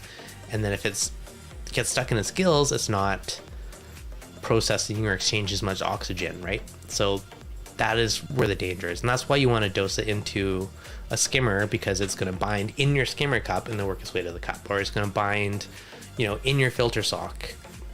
And all these go a long way for preventing, you know, future issues on your fish. So yeah, so there you go, Phil. That's why it's potentially could kill a tang, because its gills are clogged up because those lanthanum particles are in its gills, and that's bad. That's why you want to dose it into a filter or something that's going to capture those particles and remove it from your system. So I mean, the smaller the micron, the better. Like, I've tried dosing it before into like a 1 or 2 micron sock, which is annoying because it gets clogged up quickly. However, it does trap all the lanthanum. So that's kind of why I tend to just use GFO. I find it safer and better. Wilmar, yes, take your time. Have been reefing for 10 years, keep upgrading over time, and made my own pump, wave makers, controllers, smart plugs, alerts, power goes through your battery, backup for circulation. Yeah, so I mean, exactly, take your time, plunk away. That was 7 sockets we call power outlets in the UK. Dare to think how many things you have plugged into yours. I have many things plugged into mine. Many. Fire risk only if you have it somewhere where salt water can get into it. Now, another thing I always recommend, I also have GFCI plugs on all my tanks. So if water was to splash or get into an outlet, it's going to trip the GFCI breaker and shut off the power. And that is a very safe thing, and I would recommend having a GFCI on your tank or a GFCI breaker on that circuit. Reef and Reptile Automation. Folks, 7 has some awesome merchandise. Awesome shirts. Bye. Thank you. There's no Black Friday sales, I'm sorry, but they're cheap anyways. I make like $2, $3 off of them. Anyways, this one's my favorite. You said I'd never buy flowers. But if you do want a shirt, ReefDudes.com/shop. They're fun. I just do it more for fun than anything, but it's good. Just the bubble tip. I've dosed right into my overflow slowly and diluted with RODI. No issues. Yeah, if you dilute it with RODI and go very slow, that definitely helps for sure as well. Hobby Dreams. Are you for or against hermit crabs for cleanup crew? Hermit crabs work very well for algae and certain things. They can be punks and steal stuff from corals. I have a bunch in my tanks. I think they work pretty well overall. Port Wolf. Do you know this topic could travel down the microfilter sized rabbit hole, especially when you start talking about Damascus filtration? Oh no, Port Wolf, you're gonna get into your diaphibula, whatever it's called, blood transfusion ones. When you're filtering that small, there is considerations that you're gonna be taking out the good and the bad at the same time, right? All right, Sammy, what are we talking about here? Give me details.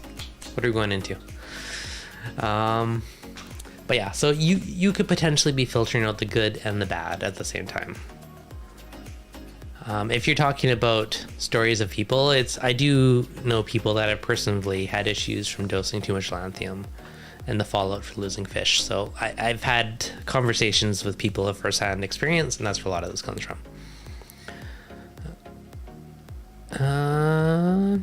Mark has been using it on his 400-gallon tank for a long time. He has. But yeah, I know other interested people. I don't know. So it's either stuff that I've tried or I've had direct conversations about it with people that do have direct experience with it. So one of the two. Phil, GFCI saved me the other day. Return pump failed when the pump was in major flood kitchen, went off before I fried myself. See? Good thing, Phil. Definitely wise and worthwhile to have a GFCI. I am a fan of that one, 100%. UK regulations mean there's RCD breakers on all household circuits. Huh, good to know. I'm assuming that's the same as GFCI.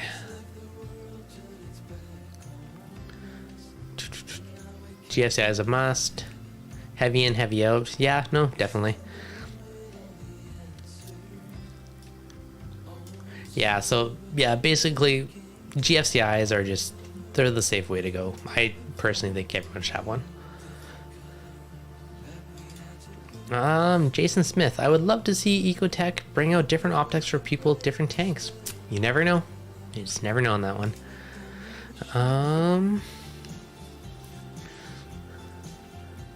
It could happen. Enough people have asked for it, so time shall tell. Dun, dun, dun. Also, haters out there that blame the controller product. I mean, of course there's haters for anything. That's the way of the internet. I've used many controllers, many different things. They all work. They all have their pros and cons.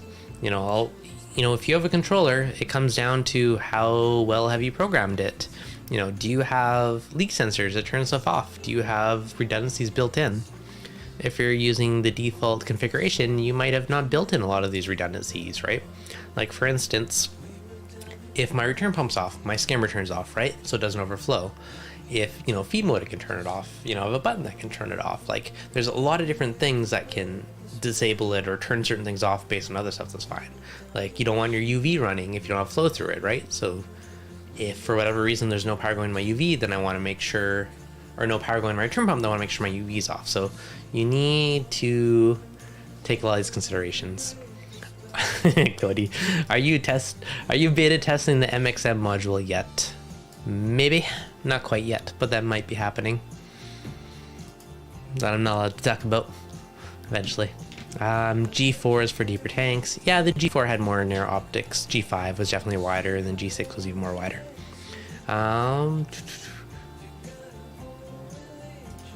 Port Wolf, if you're going GFCI, always have alarms and push notifications for the outlets. I mean, right now, like the Apex will tell me if it's disconnected, right? So, well, Tidal Gardens, hello all. What's happening, Than? I was talking about the fires and the haters. Yeah, so always use GFCI. Like, honestly, it's for the 15, 20 bucks it is for that outlet is huge peace of mind, and it's going to prevent tons of potential issues in your tank. So definitely worth it. And yeah, there's definitely been, I've had it pop on both my tanks from, you know, water getting to a socket or something, and if I didn't have it, it probably would have been bad. So it's worth it. I do hope Ecotech makes more products. I'm sure they're making more products. I'm pretty sure all the reefing companies are reliably on the hunt / manufacturing of new products. I think you're pretty safe there. Not when you lock it. When you knock the light into the tank, a fuse plug was fine, but tripped the box. Oh, crazy. Yeah. One interesting one is grounding probes. Like, do any of you guys use a grounding probe in your tank? I've never personally used one, but I know people sell them as a product where you can just plug it in. It's literally just the one ground prong from your water. I've always worried about like rusting and other stuff, but I've never personally used one, but that could be another semi-added safety. Especially for stray voltage, which again, I've never really had a big issue with it, but you never know. I have been zapped though from a bad heater before I put my hand in the water.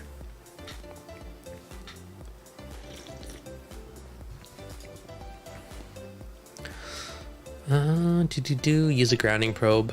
Never use a grounding probe. Yeah, I haven't either. I'm just curious. So we got one in the chat so far. When you trim Chaeto, how much do you trim percentage? Honestly, I don't really measure it. I'm going to say probably half. I just grab some handfuls and thin it out. And if there's any like sparser bits, that's the part I remove. Usually the thickest, darkest bits, but... Trojan Fishing, do you have any plans in the future to go diving in coral reefs? Just got my license, looking to travel to Bali or Australia next summer. Heck yes. I haven't went diving in a couple years, since pre-pandemic times, but I do love it. Probably 3 years ago now, I went to the Cayman Islands and did volunteering for a week on coral restoration, which was super cool. Amazing experience. And one really cool thing is I basically had like dirt cheap diving because I was volunteering for it all, which was amazing because it made the diving super cheap. 2, I went out every single day and did 1 or 2 dives a day for a week straight. Super amazing. And 3, which was super cool, was helping with when we planned this trip as well around when the corals are spawning. So the Cayman Eco Divers. Super cool experience. So we did night diving, and the second night we went out, and it was all based off the full moons, and we went out there diving, and one really cool thing, I don't know why I should remember this, but when you turn off all your lights, and there's bioluminescence in the water, and so when kick their fins, you'd see all these like sparkles of bioluminescence behind it. It was super cool. I remember I was like oddly amazed with this. But and one of the other guys had a camera as well. He had a UV flashlight, and diving with a UV flashlight and seeing corals in the wild glow like they're in your tanks, amazing, super cool. But going out there and seeing the coral spawn, it was like being inside of a snow globe when, you know, all these staghorns started releasing the little gametes. It was like super cool experience. So definitely would recommend that if you can. Yeah, I thought volunteering, helping with like, you know, counting corals and other stuff, it's a great excuse to go diving. Really cool experience, and I'd love to do that one again. All right, gotta catch up on the chat. Been so long since I last went diving. Then we should plan a dive trip. That'd be amazing. It would be, yeah, I would love to do like Australia, Great Barrier Reef would be cool one day. I mean, Bali, Indonesia would be freaking amazing. I've been, yeah, UV light and night diving. Heck yes. I've been to Mexico diving multiple times. I've been locally, obviously, but not as exciting in the lake. But Mexico a couple times diving. I've been to Cuba diving. Been to the Galapagos Islands diving, which was super cool. Diving with sharks was really neat too, actually. There was one of my old Facebook profile photos was like with a YouTube dive trip. Heck yeah, it was like a selfie with a shark, which made me laugh. I pull my regulator on, like with a shark in the background, which is kind of fun. But I remember we went into this one little valley, and it was crazy current dives. Like you gotta hang on to rocks to like not get swept away. But we went to this one little like crevices kind of valley, and there was probably 60 to 70 black tip reef sharks just chilling in the current. Super crazy experience. It was really cool. Like they were pretty docile. They didn't care. No one attacked me, which is good. But like same with the black tips, the white tips, they both seemed to not overly care about people, which was good because I was pretty close. Saw hammerheads too, which was super amazing. But yeah, I think a dive trip would be amazing if a bunch of us wanted to do it. It'd be super cool. Trojan fishing. I'd love to see content creators go on a collab dive trip. Heck yeah. Maybe 2023. You never know. I am certified for diving. I do love diving. I don't do it nearly enough. I probably only go once or twice, once a year probably, you know, twice in a good year. The dive trip I went daily for a week, but yeah, super cool. DC Reefer, how long did that take you for your bare bottom to settle in and grow coralline on the bottom?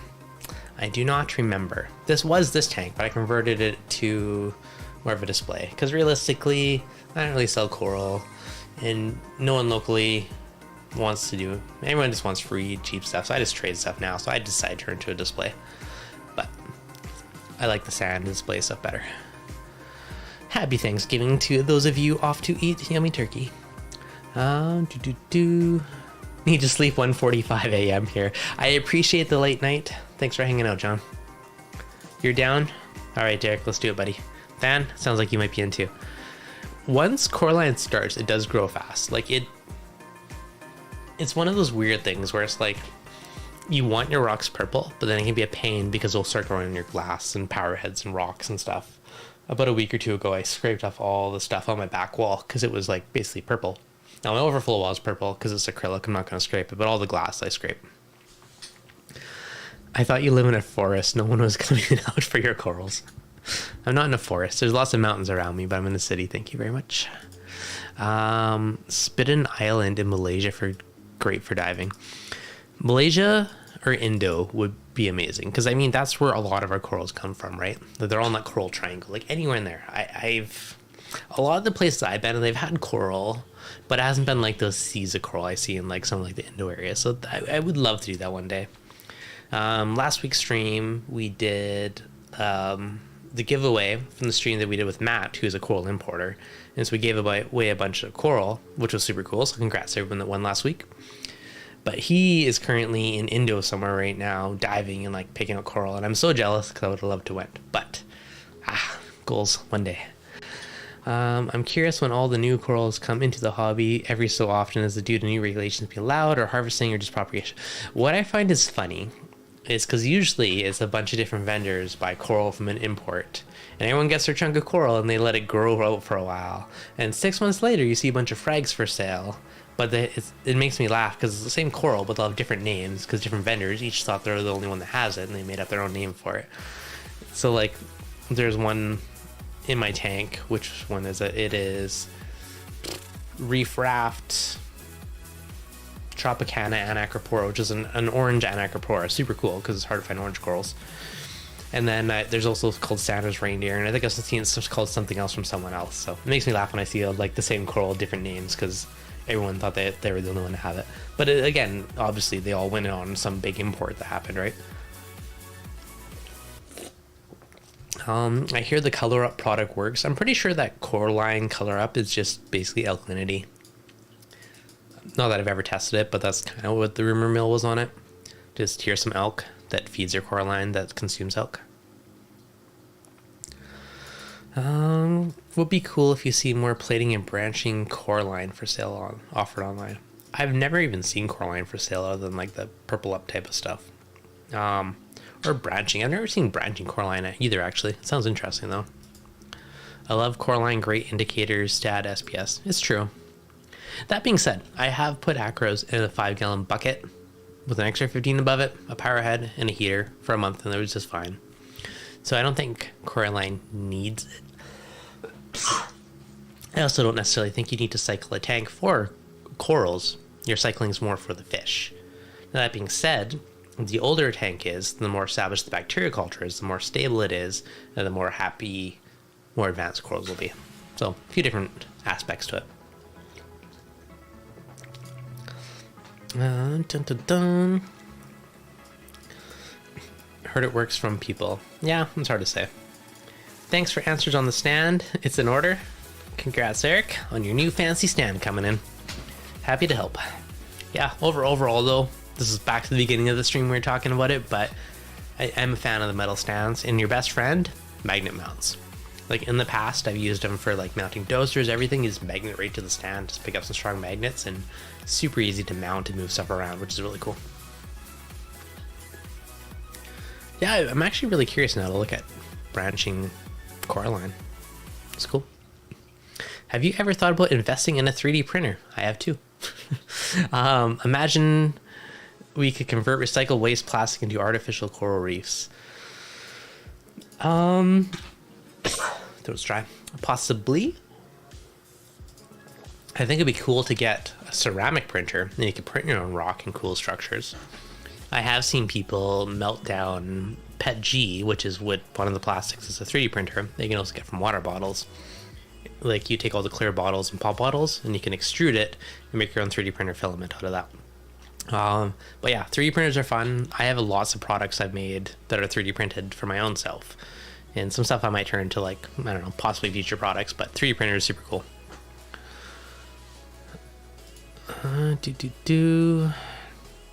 How are you finding the new Reef Kinetics Reef bot? Would love to jump to the automated testing. Any feedback? So far so good. It is still pretty new. Like I've only had it for 2 weeks, right? So once I've had it for a few months, I will do more of a longer upturn review. But so far, it does the job. I mean, the results have been accurate from it. So far so good.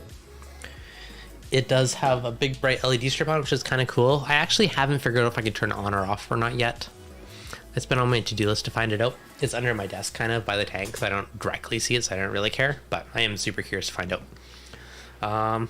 Reef Automation, not been on a stream in a long time. This is for them. And for the Burgles Fund. Love you much, Devin. Thank you, buddy. Everything you do for the hobby is top notch. I hope one day I can be where you are. You'll get there, man. You'll get there. I like it. I appreciate the $50 super chat. Much love. Thank you. And you will get there, man. You're making some cool content. Especially the reptile stuff, too, which is probably bigger than fish tanks. I'm not going to lie. Saltwater tanks is not the biggest niche in the world, but it's fun. Michael use similar tech for concrete homes. I've actually seen those, which is really cool for concrete. They have basically a big arm that spins around. They like 3D print concrete. And I have seen miniature versions that basically extrude ceramics and you can make stuff. So there's lots of cool tech out there. And I've thought about making like 3D printing a reef tank, which could be kind of fun. Like just do like some funky rock structure. One day I'll do it in Nano. Now that I have a bigger printer, it'll probably happen eventually. Thanks again, Derek. Ian Gibson, how important is humidity in a CO2 scrubber? Like how important is a moisture trap that some people add? Okay. If you have humidity into it, it makes it more efficient and your media will be more effective for longer. So you'll get more bang for your buck out of your media by having humidity. Moisture trap is important because if you get water into the media and it drifts back in your tank, that is bad. Bad things happen.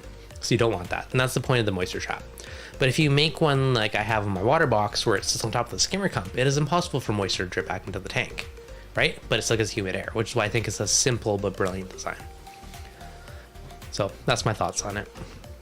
I have a 90 gallon 48 1824. How many Radion XR 15 G6 blues? You can get away with 2 on that one, T-Reef. Depending on what you're putting in the tank, but I'm gonna say 2. It should be plenty.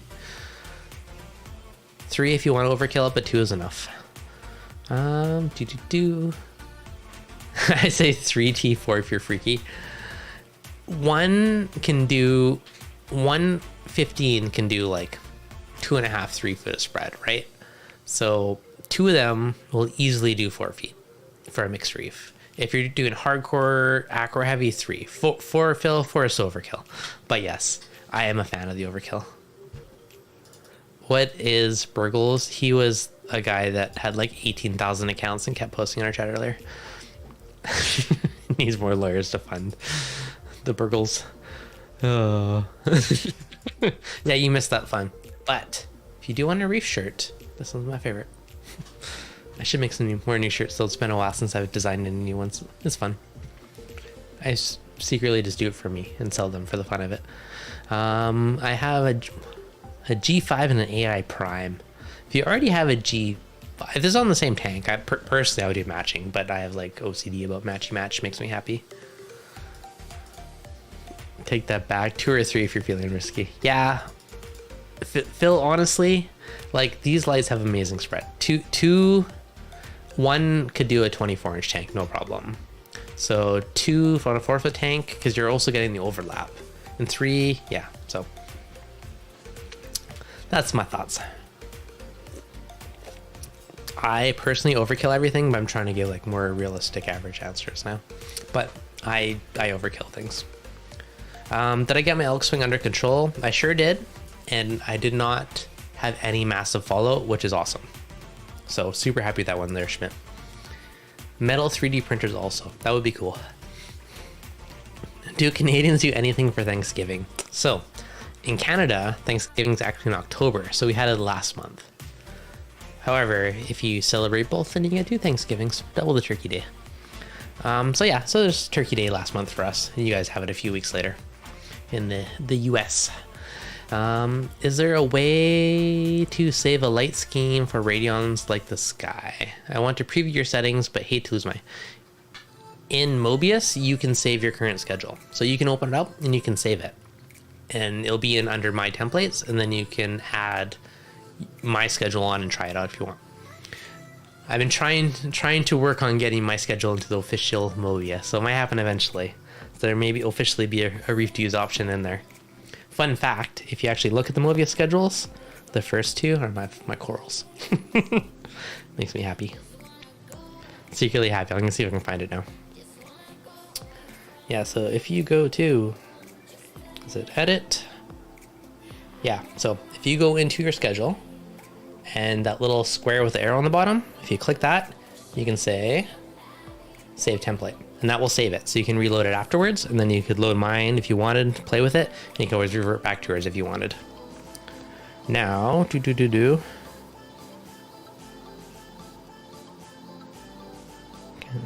I don't want to kill my template by going back into it.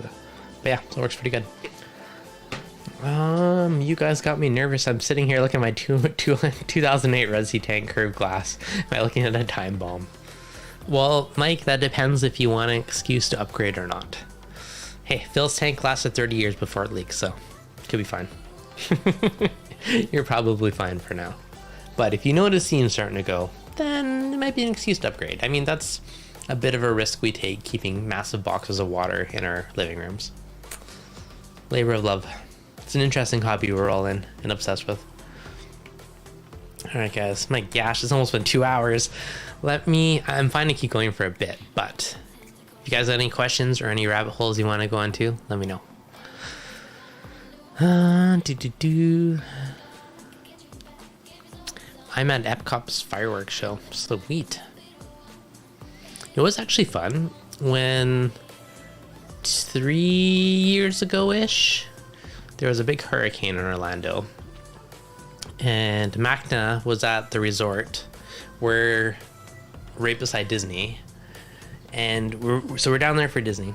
And there's a hurricane, so Macna wasn't as crazy busy. But also went to Disney while we were there anyways. We're basically staying at the resort.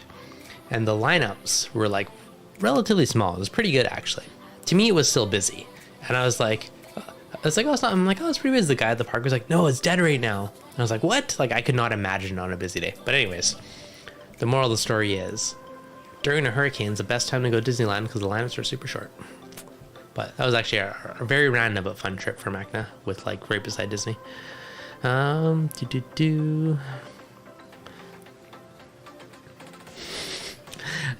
you thought about doing a wraparound fish pattern around the shirts to mimic, let's say, an angelfish pattern? That'd be kind of cool. I like it, Porter Wolf.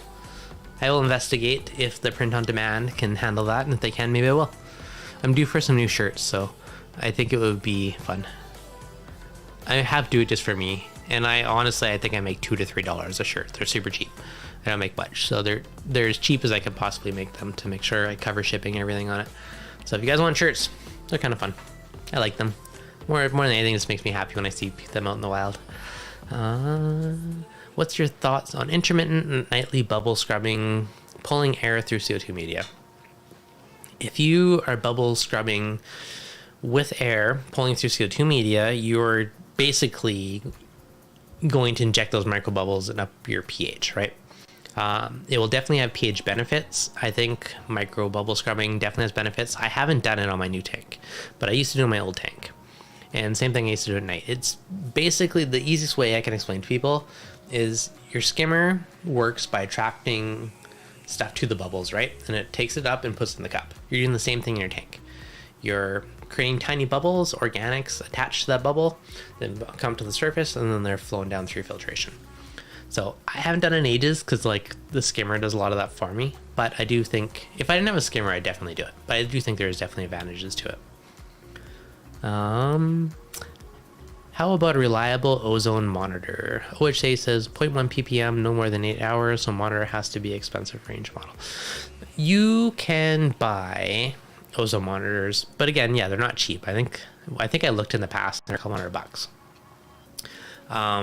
So it's probably a wise idea, but again, I've employed the strategy of run ozone when no one's around the tank. Now, ozone has a very short half-life, so it doesn't last very long. So if you do it when no one's around, by the time you're around, it's already gone and dissipated, right? Because it's very fast half-life. So that's been the approach that I've taken. But if you're worried about it or you want to run it when people are around, then I mean, ozone monitor is never a terrible idea, right? The safety is always a good thing. But if no one's around, there's no risk. So different strokes, different folks. I mean, carbon on the top of your skimmer outputs, on the water output, that again will absorb any residuals, and that's another method, right? So there's lots of different angles you can take at it.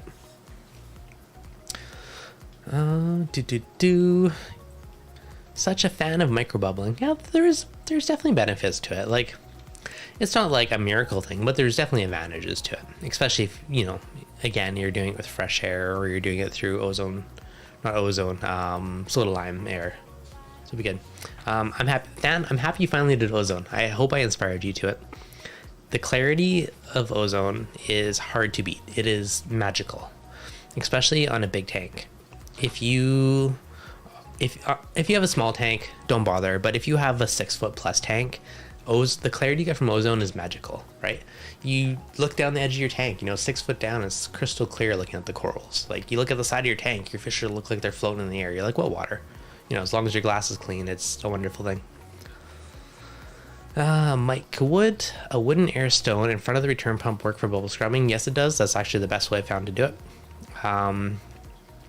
The big thing with bubble scrubbing is you don't want the big bubbles being sucked into your tank. You only want the tiny bubbles. So what I used to do is I took the wooden skimmer style ones, the lime wood that creates super small bubbles, and I would basically just put underneath my return pump, not in front, so that the big bubbles will still rise to the surface of my something pop, but the tiny ones would get whisked into the return pump and then go throughout the tank.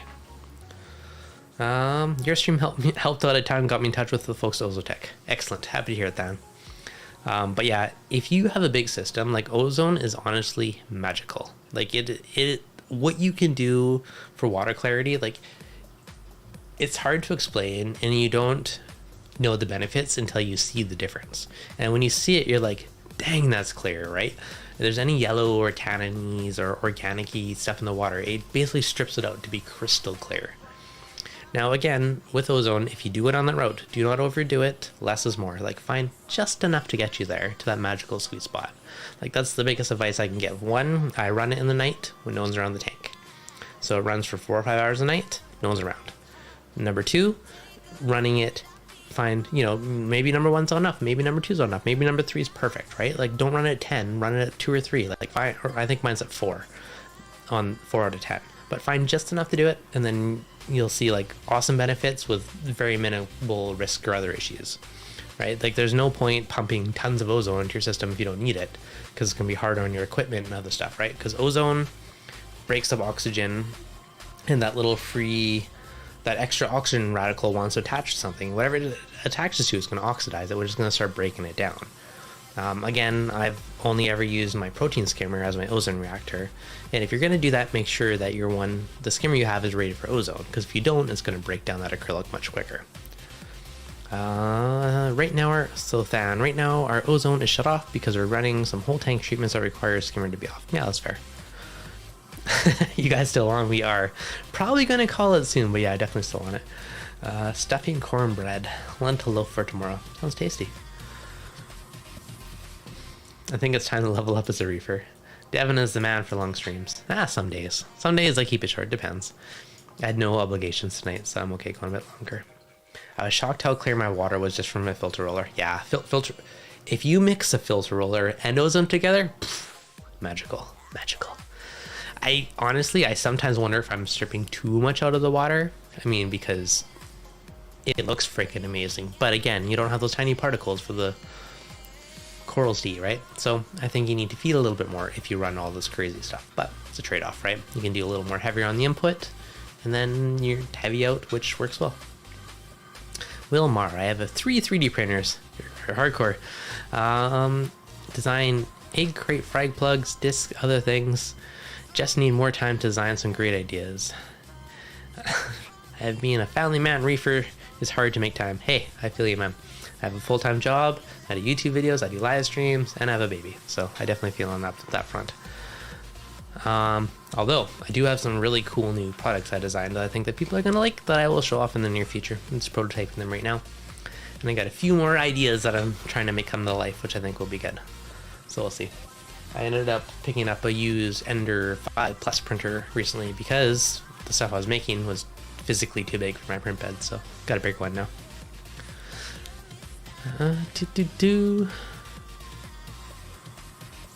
Reef automation. What amazes me are live streams gets 100 to 150 people per. I'm into flight simulation. Watch those streams. 500 to 1,000 people watching someone fly a plane for 3 hours. Crazy. Well, that being said, there's probably a lot more people into, like, video game streams are a lot more popular. Reef tanks is a very small niche, right? If you look at people who do like tech challenges, some of these other things, and they have like crazy amounts of things, right? But it's like a lot more people are into tech than reef tanks. Reef tanks is a small niche, but it's a wonderful one. It makes me happy. Do what you love, right? It makes sense. I'd watch him do 3D printer stuff. I have one smarter than me to get back into it. If enough people are interested, I'll definitely do some more 3D printer aim stuff, like maybe I'll do one how to make stuff for like tanks or something along those lines. I'll do something on in the future. It could be fun.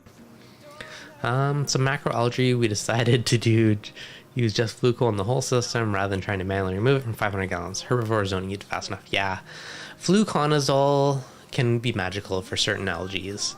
Now, depending on what type of algae you're going for, Dan. I know like hair algae, for instance. I found it worked well to eradicate it, but I think I had to use like a 3 times dose or something like that for it to work. So you need a fair amount of it, but then I've had another time where it didn't really affect it, so it depends. Are you still working on your kelp stirrer wings / blades? I am getting back to that soon. Basically because I need to make them out of PETG, which is what water bottles are made out of, more tank safe. This new printer, I'm going to dial it in just for PETG. Like, my goal is to make it print pristine, perfect PETG. So that's the goal. And once this, hopefully I have a few more parts showing up from Amazon, like another extruder motor and a few things to fix a few things, which will be showing up tomorrow. So hopefully next week I'll be back to it working properly, fully, and it'll be nice and happy. And I'll get back to that. So it's been a bit on the side burner, but once it's dialed in for that, then I'll a lot more prototyping, because it's literally gonna be like this printer's for random stuff, this one's for fish tank stuff. I could play some Persona 5 right now. I don't know what that one is. I'm gonna look that up. Just chilling. Chilling's a good way to be. I do have a few other ideas though to improve the calc stir that I want to do. So either I'm gonna modify the Avast, or I might try and make my own with a bunch of upgrades that I think would improve it. So one of the two. Reef and Reptile. What's the single most important reefing product for success? Honestly, that's such a hard question. It depends how you look at it. At a very bare bone base level, depends on the type of coral you keep, right? If you're just keeping whatever random coral, I would say an ATO, because if your salinity isn't stable, your other parameters aren't stable, right? It's going to swing more because your salinity affects everything. Now, if you're going up to more acro and other fancy tanks, flow is very important, because if you don't have proper flow, you're not getting the nutrients to the corals, you're not removing the waste from the corals, you can have issues. So there's a lot of different things. Now, for lazy reefer style, I love my alkalinity tester, because stable alk is a big thing for a tank, and if I don't have to test alk all the time, sweet. So it depends on different levels of what stage or where you want with the question, basics or more advanced. So I'm gonna say depends. I troll Thingiverse Aquarium stuff to print. I've started posting more and more stuff to Thingiverse. If you look ReefDudes on there, I do randomly post stuff to it.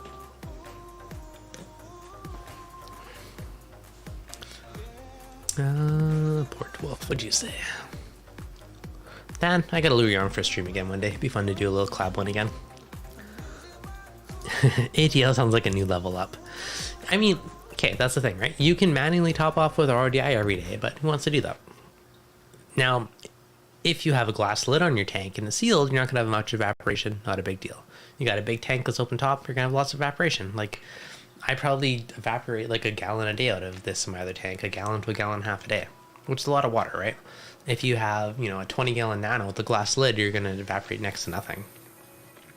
My very first ever reef tank was a 12-gallon full edge, and it's all glass top with a little tiny square on the top, and that thing had next to nothing for evaporation. I had a little water bottle, and I'll just top it off once a week. It was so easy. So it depends. The single most important baby product for success or reef tank. If the baby is crying or fussy, I walk him out of the tank, instantly stops and just stares at watching the fish. Reef tanks are gold for babies. Worth its weight in gold right there. It's instant peacekeeper of the land. It's reef tank, happy, wonderful. So aside from diapers and boobs, reef tank. All right, guys, we are at 2 hours and 15 minutes. I think I'm gonna wrap her up for the day, but it was fun hanging out today. I appreciate all you guys hanging out with. What are you supposed to do if water evaporates? If water evaporates, you need to add more water to the tank. Now, in a normal aquarium, you add normal water, fine. In a reef tank, you still add normal water, but filtered water, so RODI. And when you do that, your salt does not evaporate. So as you evaporate, your salinity is going to go up, and it's going to add more, it's going to affect all your levels. So it's very important to keep your salinity stable by adding fresh water back to the tank. Hey Dan, hey guys, thank you for hanging out today. Now a shout out, Farm Frags, Reef Automation, Raul Perez, Wilmar. Thank you guys so much for the super chats. I appreciate you guys. If you enjoyed my random blabbing for the last 2 hours about random reef topics, be sure to hit the like button. Keep the YouTube gods happy. I appreciate you guys for hanging out.